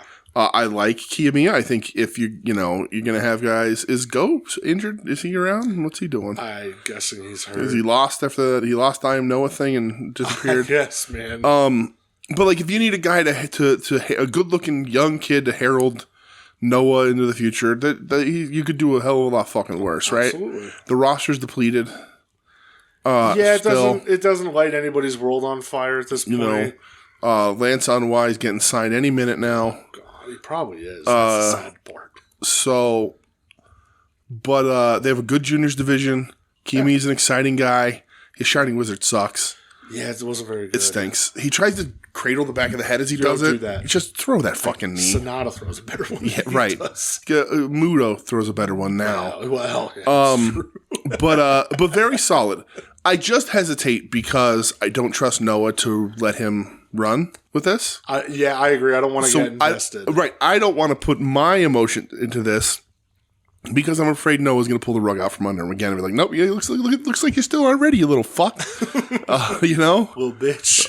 We're going to put this title on Suwama, who we're just going to bring over from All Japan for a month. What do you see who the next challenger is for it? No. So at the end of the All Together show, Kiyomiya gets Gabe Kidd, right? At All Together, I couldn't find that anywhere, but yeah, Gabe Kidd. We'll talk about him in a second. But I mean, we're gonna put that kid through his fucking paces in that match, I guess. But I liked it. My favorite thing in this match was the top rope Razor's Edge, the reverse into Arana was awesome. Real sick. Yeah. Wagner, El Hijo Dr. Wagner Jr. and you were on. We always thought he was good, but you really you took into him a lot more than I ever did. Yeah. But God, he's like an anomaly because again, I guess it's just a family thing. Dr. Wagner Jr. had giant children, and they're all luchadors, but they're built like Scott Hall. It's super weird. Fucking hosses, man. So Haas luchador is the way to go. Bring in Gueno Del Mal, have them win the GHC tag titles. Yes, that would be fucking great. Yeah, and just never lose them again. They'll have to put Chris Jericho lifts on everybody just so the match is going to happen. But yeah, I thought this match was really good. I just don't. I'm reluctant and hesitant to invest because we've seen this happen twice. I think since we've been doing this podcast, which is almost 5 years. Oh shit. Yeah. Yeah, man. I'm sad for my guy, Dr. Wagner Jr. Sure. But hopefully Kiyomiya doesn't drop it to Gabe Kidd. I don't even know. I say hopefully, but maybe he could. So speaking of, I guess we'll go to New Japan. All right. So they ran their Wrestling Dontaku events. Sure did. How many matches did you watch? Deuce. Same. Night one. Jeff Cobb versus Zack Sabre Jr. For the New Japan World TV title. Yes. I also watched this. Jeff Cobb wins. Kind of figured this was going to happen.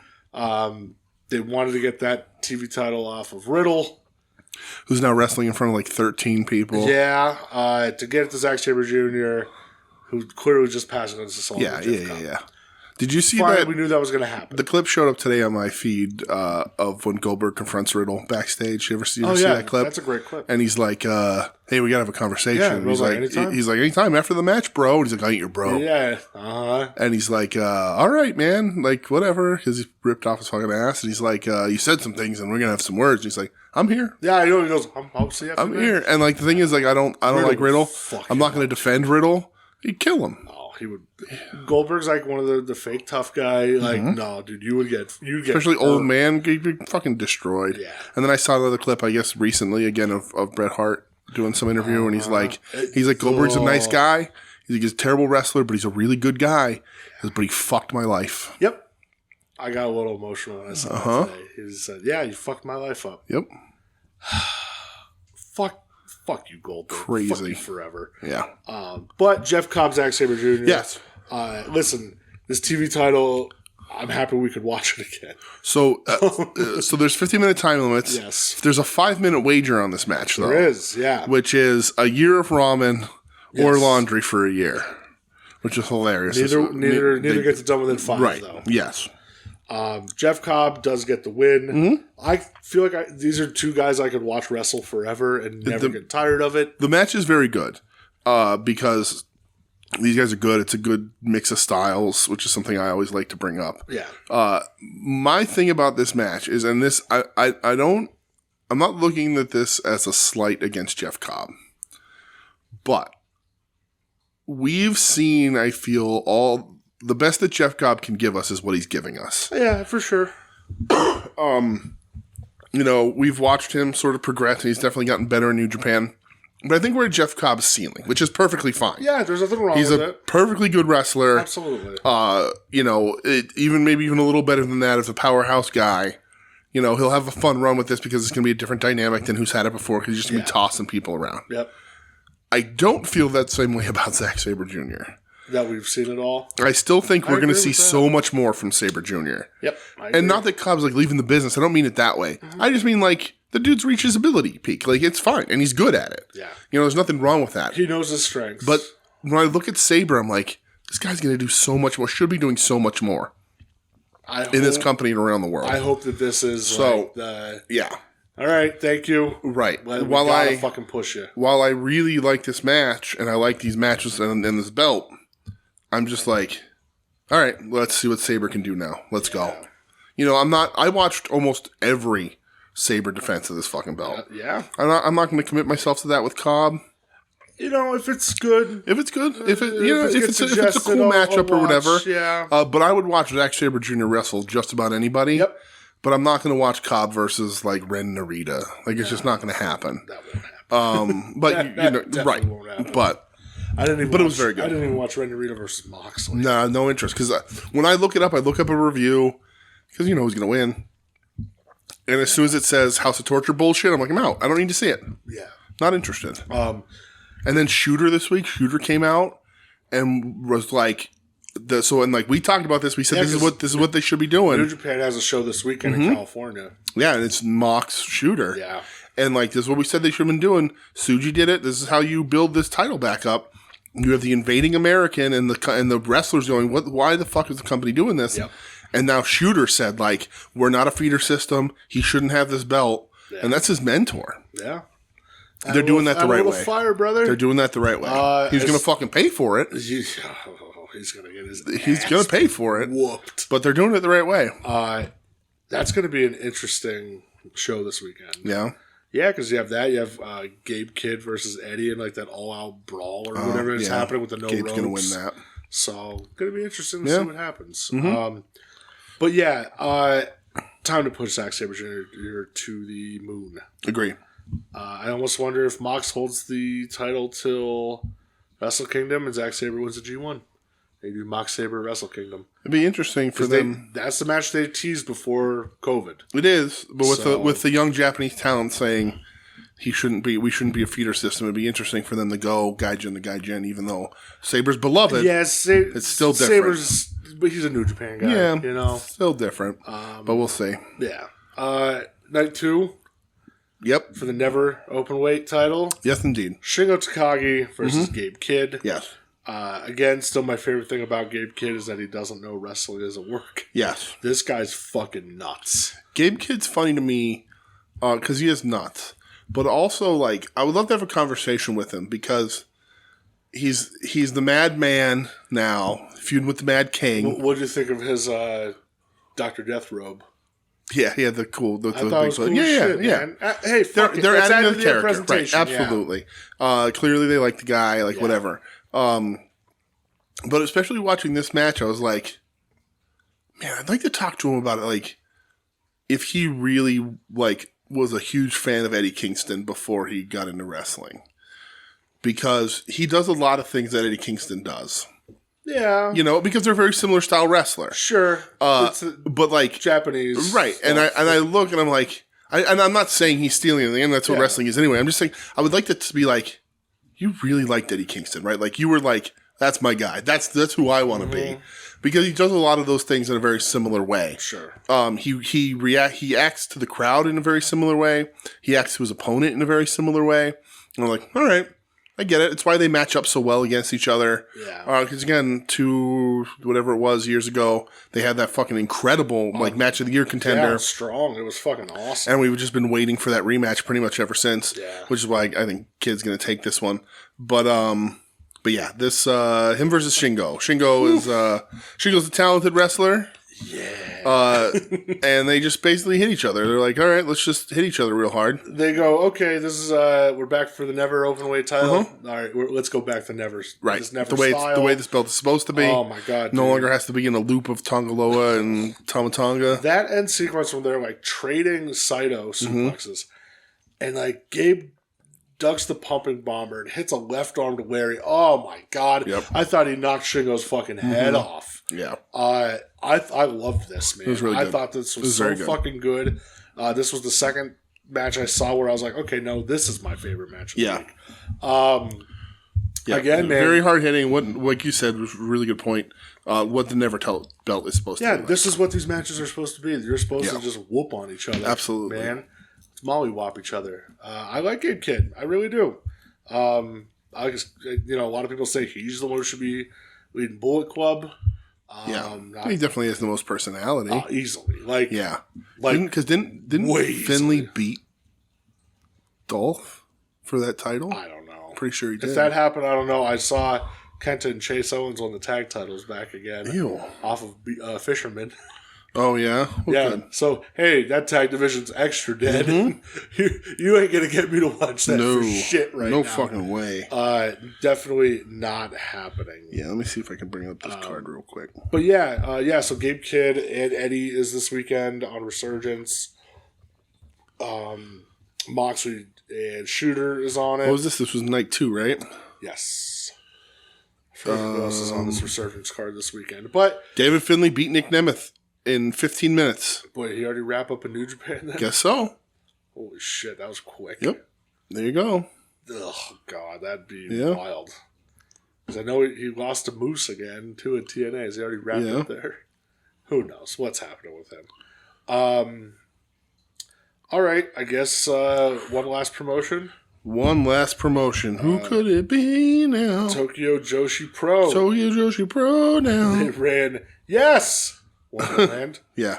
I'm pretty sure, we talked last night. We watched 2 matches. Yes. So for the Princess Tag titles, you got the Champs Crazy Monkey, which is Arusa, Endo, and Suzume. Daisy Monkey. Oh, it's fucking autocorrect. Sorry. Yep. Thank you, autocorrect. Why would I go back and edit it now? No. Going up against the challengers, Himawari and Wakana Uehara. Yes. What do you know about Himawari and Wakana Uehara? Nothing. Okay. Maybe my first time seeing them. They made their debut about 1.5 years ago. Okay. Wakana has a huge following online already. Okay.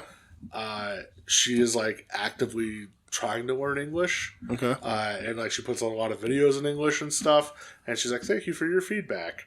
I think she has the potential to kind of be like, I won't say next up for Tokyo Joshi Pro because they do have a lot of good wrestlers right now. Okay. But has potential to like definitely hold the Princess of Princess title one day. All right. I like it.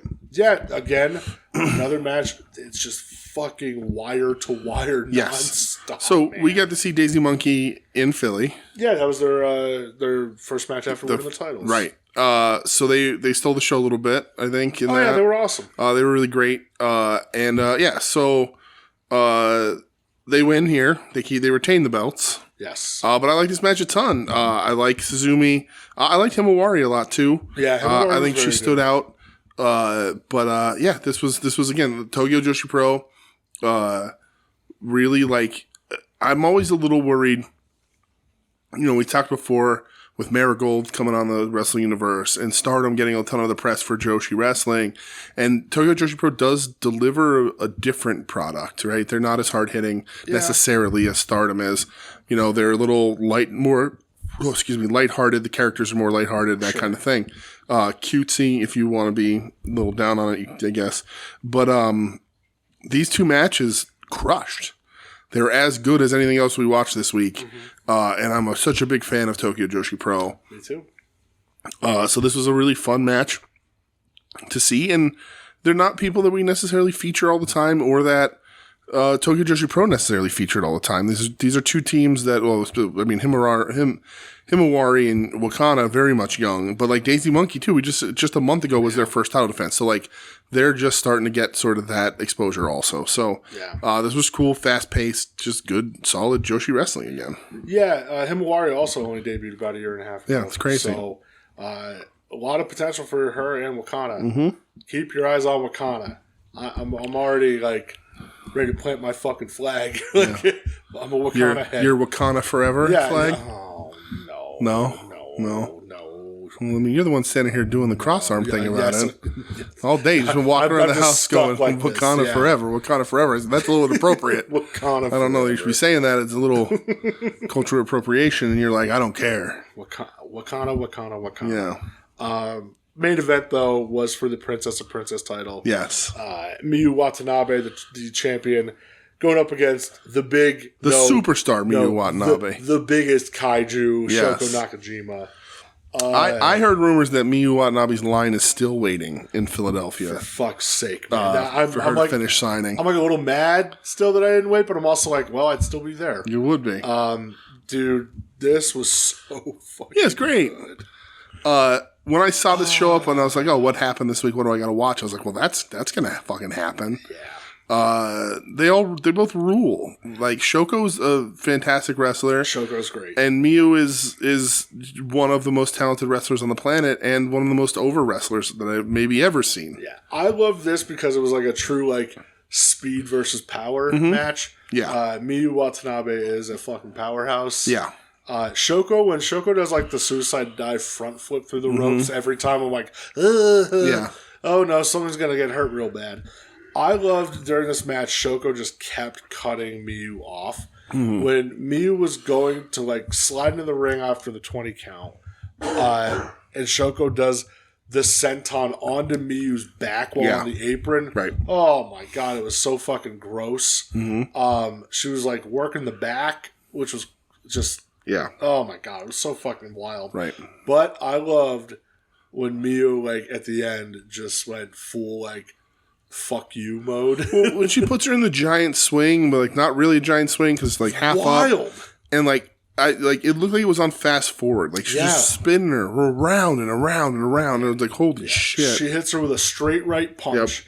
Hits her with, like, a Dustin Rhodes power slam. A great power slam, Fucking awesome.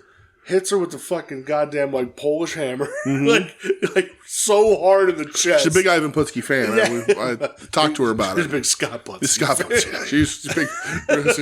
I said that to her when we were in Philly. I was like, I'm not going to get a picture, and I said, but Scott Putski, right? I was actually I was next to her. Putski shirt. I was next to her, and she was signing autographs. And she was like, "What's your name?" And the guy said Scott, and she said, "Oh, like Scott Putski." Oh, like Scott Putski. And then she did whatever Scott Putski's taunt was while she was saying it. If you could fucking show me what Scott Putski's taunt was, I'll send you $20. No, don't do that. But yeah, she's big. I heard her say it from confirmed. Yes. Huge Scott Putski mark. Just constantly watching Scott Putski tapes. All she watches. So it wasn't because she wanted to. It was the only thing her family could afford. They were the cheapest tapes on the shelf.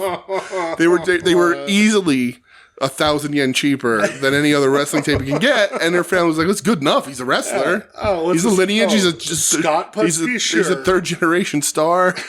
Second generation, I don't know. I imagine Ivan Putski's father was in wrestling too. He's a fucking star. And it's just that was just what they can afford. Oh, Scott Putski. Miyu Watanabe, the direct link to Scott. Right? Putski. Yes. She's actually called Miyu the Scott Putski of Japan, Watanabe. I don't know if you knew that. When she comes out, I was like, "Oh, that's cool, Scott Putski." She just came out just teasing the Polish Hammer the whole time. That's what she does. That's her thing. She's not called the Polish Hammer because that's again cultural appropriation. Yes. But yeah, big the Scott Putski of Japan. Well, that's the name of the show. Yeah. Miyu Watanabe fucking rules. And Scott Putski. Use your full name, please. Yeah, Miyu the Scott Putski of Japan Watanabe. What the fuck is going on? Again, no, the match was seriously fucking killer. They didn't announce on Twitter her next challenger. Okay. Is Vert Vixen. Oh, we saw her a couple times. Yeah, so Vert Vixen's gonna be interesting. Watanabe. Vert's not the worst. No, what a ringing endorsement. Hey, listen, she'll listen to this podcast. I've seen her wrestle a bunch. She's fine. What if she's the biggest fan? Maybe. I'm sorry. If you are, come on the show. I've enjoyed your. I think did you do LVC once or twice? Maybe not. I don't know. We saw her somewhere. Was she on the? Sure. She was on Tokyo Joshi Pro in Philly. She was. Yeah. Was she on the Spark show? I think she might have been. Pretty sure she was. Don't remember. I don't remember either. Sure. I think she was. She was. Pretty sure she was. Yeah. I don't know. She's been on AEW. Yes. Listen, I understand my words hurt. But she's a good wrestler. It'll be a good enough match. Yeah. And she's a good looking lady, so it all works out in the end. She's tall. She'll be real tall over Miyu. Miyu's not a tall lady. It's all Scott Putski. But that's what she makes up. Sure. She makes up for with Polish power. So oh my god, it's gonna. Oh Jesus. So, Miyu Watanabe, Scott Putski of Japan. Mm-hmm. Vert Vixen, clearly influenced by David San Martino. Yeah, right. All right. Yeah. Second generation collides, brother. Yeah. And then somehow this all breaks down into making, I don't know, it makes Azumi the Erik Watts of, I don't know. I don't want to put that. Don't you put that on her. I don't want to put that on Azumi. It was just the first name that popped in my head. All right, well, that's all I had this week. What was your favorite match from the States and then from Japan? Vert Vixen was trained by Rodney Mack. Dude, I fucking love Rodney Mack. White Boy Challenge. You know, it's the Mack Militant. She's trained by Dustin Rose, Rodney Mack, and Jazz. Fuck yeah, Rodney Mack and Jazz, power couple. There you go. Shout out Rodney Mack. Shout out Rodney Mack, indeed. She's only been wrestling since 2019. I take it back. She's pretty good for being a pandemic era debuter here. You're good for one of them pandemic eras. Yeah. All right. So your favorite match is in America? Yeah, one from America, one from Japan. Oh man, I really like that street fight with Brody and Edge, but I got to go with Sheamus Gunther. Same. Very rare for me to pick a WWE match on this fucking show, Same, but man. they just beat the shit out of each other and like two big dudes. Just so did Brody and Edge is. People need to study Edge. I don't know how he's doing it, but he's doing it. Yeah, he's won you over. I never liked the dude, but I also think he's in the right position here. I don't ever want to see him hold the main belt. No, never thought he was a world title caliber guy, but he's better than he's ever been. Yeah. So, and in Japan, that's a little tougher.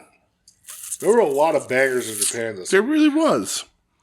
There really was. I am gonna go with. I mean, I could literally pick almost any fucking match on here. I'm gonna go with the Goddess of Stardom title match. All right. Hazuki and Koguma versus Mei Sierra and Suzu Suzuki. Match was fantastic. Just because of the innovation of the moves, the pinning combinations. Mine is Miyu Watanabe and Shoko Nakajima. Very valid pick. Great match. Their love of Scott Putski was on full display. Right. That's that wasn't until just now, till you realized. Yeah. Till the Scott Putski. Before I was like, oh, the match was okay. Now it's the Scott Putski. The Scott Putski power. The influence was laid at your feet, and you were like, well, how can I not love this match more? It's your match of the year. I heard already. Watanabe, the Scott Putski of Joshi. Yeah. Jesus Christ. So, well, before we get out of here, yeah. I need you to play a jingle that you played earlier. What? What? This is from Ed. Oh no! When did this happen? I don't know if I approve. At the end of the show, so it means it's the end of the show for a reason. No. I'm talking over his music. Fuck him. He gets it twice. Hey, twice.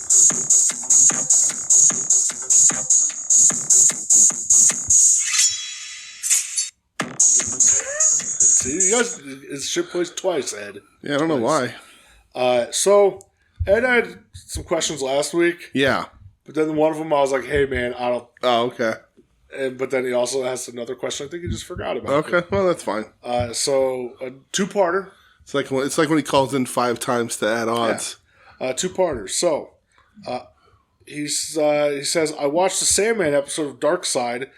Did you watch Dark Side this week? I did. What the fuck was it? Black Sunday, Saturday, Black Tuesday, Black February. I did. I watched it. Boy, Ole Anderson's kid really loves him, doesn't he? Somebody had to. I get. Ole's never done anything wrong in his life. Somebody had to have. Right. Somebody had to have. That was it was fine. Fun episode. Yeah. So all right. You think Ole probably has more kids, right? That all fucking hate him. Maybe not. No, his kid was like, "Oh, my dad did nothing wrong ever." Right. Like. Yeah. Where my daddy where? Where my daddy where? So Ed asks, I watched the Sandman episode of Dark Side, and holy shit, did he become a roided out freak in WCW? Sure did. So who would be the funniest modern comp of someone from GCW going to AEW and getting just fucking yoked? I'm saying Jimmy Lloyd. Speedball. Yeah, you think him just a jacked up speedball, like just getting like AJ Styles now size, but still doing like the weird like karate boy gimmick. Okay. Who would I pick from GCW to just get really roided up? Matt Cardona. Oh. Joey Janela tried. Yeah, he tried. I mean, Jimmy Lloyd's a pretty good Jimmy Lloyd's a pretty good answer. That is hilarious. I don't know. I don't watch enough GCW. I don't know. Yeah. Marco Stunt, is he still there? Jordan Oliver. I don't know. Sure. He is getting a little bit bigger, but not big enough. Jimmy Lloyd. Jimmy Lloyd's the right answer. All right. I'm going right. Yeah, I'm fine with that. Ed's second part. Now that you thought about the GCW roster for a second, let me ask you this. Remember when $5 wrestling was a thing? And people were like, this is just Jake Manning exploiting mentally challenged people. Do you think those same people feel the same way when they think Brett and like about half of the GCW roster? Joe, that was Jake Manning. Is that Man Scout? That was High Spots, yeah. That was Man Scout? Yeah, it was him, Colt. I thought it was Colt Command, and Marty DeRosa. I didn't know Manning was involved in that. So I never really watched them. Oh, man. I've seen clips, but I never... There was some... Yeah. Yeah, I mean, it's definitely some questionable shit going on. But to answer your question, no. Brett Lauderdale has convinced people that GCW is good. I'm not saying GCW isn't good or is one way or the other. They've had really good stuff. They do really good things every now and then. I mean, they're like a straight up viable touring thing. Right, They're going to Hawaii. They're going to Hawaii. They're all over. They're going to Japan. Like, absolutely. Salt Lake City, I think I saw their debut. Yeah, so, I mean, it looks like they're making money, right? You would think. They're paying Cardona to be commissioner. But Lauderdale has used a lot of tricks and bells and whistles to get people to buy into Jimmy Lloyd and Jack Cartwheel. And that may sound like mean as shit, but it's the truth. Like, these guys are... Jimmy Lloyd is a basic indie guy. Jack Cartwheel is your basic indie guy that you're going to see down the line forever. Charlie. Right. Like, and they're getting them business outside because Starboy Charlie's in Noah, and so is Ninja Mac and all that. Ninja Mac, I don't think ever went back to GCW. No, good for him. But, so I don't think people are aware how much in common some of that GCW roster has with $5 wrestling. I think Lauderdale has done a really good job at making you feel like the product that he presents is quality and worth your time. And I think a lot of people do feel that it's like they're the newest incarnation of ECW. They're fucking wrong. I think as soon as you failed as hard as you did at that fucking Hammerstein Ballroom show, you don't get to claim that anymore. And I don't know that Brett claims it, but I think a lot of people do think that. And I think Brett does a really good job of tricking some people into liking people he probably shouldn't, and he does that by bringing in people that are beloved too. Sure. You know, people fucking love Maki Ito, Too Cold Scorpio, Too Cold. You know, Nick Cage, like they're beloved figures. Sure. You know, but. And also, as far as the list of Bretts go, Lauderdale's pretty low on my list. Oh.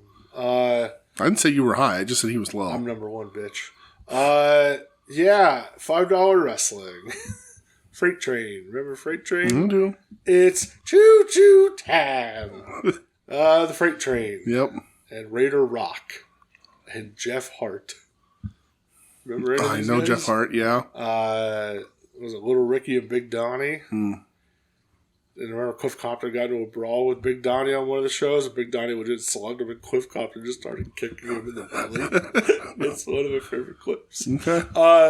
$5 wrestling is definitely like a time and place thing, where you know, I don't know if I feel bad going back and watching it now, but you know, it was certainly a thing that lasted for a long time. And I remember Dynamite. Boy, oh boy, what a roster. Ed, thank you for the 4 questions. Yeah. The 2 that I think you forgot you asked, but that's all right, Ed. I have you. I got you, buddy. Whatever you need, Ed. Hey, did you buy anything this week? I did, yeah. Yeah? Comic books. Yeah? You want to name off each individual one? No. A Harley Race Classic Superstars action figure. Mm-hmm. And I did get the Gooker 2-pack. Yes, you did. From Amazon. So that arrived the other day. I haven't opened it yet. It came in the shipper in the box. Yeah. Well, it's a big yellow box. Yeah, so I haven't seen that yet. I haven't cut open the outside box yet. Well, I took it out of the Amazon box, but not out of the WWE shipper. Watch when you're like opening it, because part of the box is like the stage where the Gooker and Mean Gene danced. So if you want to, display it or whatever. I almost returned it. I went to Amazon and be like, do I need a Mean Mark?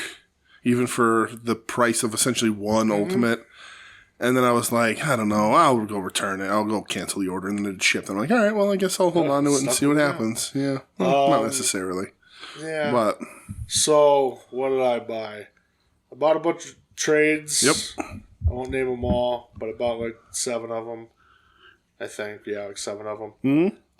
And then I completed Wave 2 of the X-Men 97 Marvel Legends by getting Nightcrawler and Goblin Queen and Marvel's Executioner. And then I ordered from Amazon, and it came in because they're like, hey, no more Marvel X-Men 97 Legends, like, till next year at the earliest. And I'm like, boy, that's real dumb. So I got it comes in like the VHS style box from Marvel Legends. I bought the Mr. Sinister. You did? And it's fucking cool as fuck. And I'm like, boy, this makes me want to go buy all the other ones that came out like that and display them like that with the VHS box. Yeah. Because it just looks cool as shit. I'm staring at it right now, and it's pretty. It is a nice guy. There's a lot of other ones on that style. I know. They're expensive, I think. I know. There's a ton. Well, now, they started putting out ones for like Spider-Man, too. Yeah. A lot of 2-packs. Yeah, the Doctor Strange Morbius. Yeah. Or I think I saw Hydro Man and somebody. Daredevil, Hydro Man. Yeah, there was Green Goblin and somebody I forget. Yeah. But yeah, they were cool as fuck, man. Boy, comic books are taking over. Wow. Well, and the rumor is The Rock's going to be playing Apocalypse, so... because we all know how well movies go when he plays an Egyptian character. I don't want that. What about if... Nobody wants that. The talk of... Deadpool, Wolverine, and Taylor Swift being the Dazzler. I'm fine with that. That'd be cool as fuck. Yeah, Taylor Swift's super popular and the Dazzler's lame as shit, so it doesn't really matter. Oh, come on. Be nice to the Dazzler. Nah. Be nice to the Dazzler. I also don't know why I put the Dazzler in front of it, but I did. The Dazzler. The Dazzler. Yeah, I don't know, man. Comic books fucking rule. All right. You have anything else? Or No, dude. Good? I think we're at. That's all I got. That's it. All right, well, Full show. Stack show. Welcome back, bitch. Thanks, buddy. You're Good to be here. here. Good to be here. Good. I'm glad Maybe I you're won't be back. next week. Who knows? Wow. Maybe There I've you had go. enough. Maybe I liked not watching wrestling. All right, well, let me know. I will. It tries to be all the IP. I'll let you know Thursday. Well, don't do that. Well, I can't give you enough time to replace me. Oh, well, If I leave the show, it's gonna go down in flames. I don't want to do that. What's happening here? Stop working angles. Stop doing this. I don't do bits. I don't like bits. Don't work yourself into a shooting. But anyway, thanks for listening. This has been We Need Wrestling. You can find us online at WeNeedWrestling.com because that still works for us. And at We Need Wrestling, that was a shot. I'm sorry, Joe. At We Need Wrestling on social media. Email the show, WeNeedWrestling@gmail.com. Join the Discord if you sign up for add-ons, Patreon or whatever. or just DM one of them. Whatever. The soon-to-be-named network. Soon-to-be-named network. Discord. Proud member of soon-to-be-named network. Soon-to-be-named network.tumblr.com still works, but soon-to-be-named network.com doesn't. At STBN Network on social media. All the shows there. Add-ons with Wrestling, Longbox Heroes, Final Wrestling Place, Longbox Heroes After Dark, our other show, Wings on Wings, Profane Argument, Helmets Talk, Porch Thinger, Yeah. all the shows. Go look them all there. Talking Talks. Talking Talks, Shopping Shops, and coming soon, the Scott Putski career retrospective. Oh, So who's in? Who wants to join? Guest starring I'm gonna Miyu Watanabe. I'm going to have each member from the soon-to-be-named network record a special piece, giving them their favorite Scott Putski moments. Pick your favorite. We're going to compile it Right. together. Pick your favorant Scott Putski match, and Is we're he gonna dead? do live commentary. Is he dead? I'm going to find out right now. Find out. What do you think? I'm gonna say no. Scott Putski. Yep, it's still alive. There you go. All right, 57. What's up, brother? Man, this guy fucking rocked. All right, I guess That's it. Scott Putski's alive, everybody. Scott Putski forever. You're listening to the soon-to-be-named network, the Lamborghini of podcast networks. Knock it off, nerds!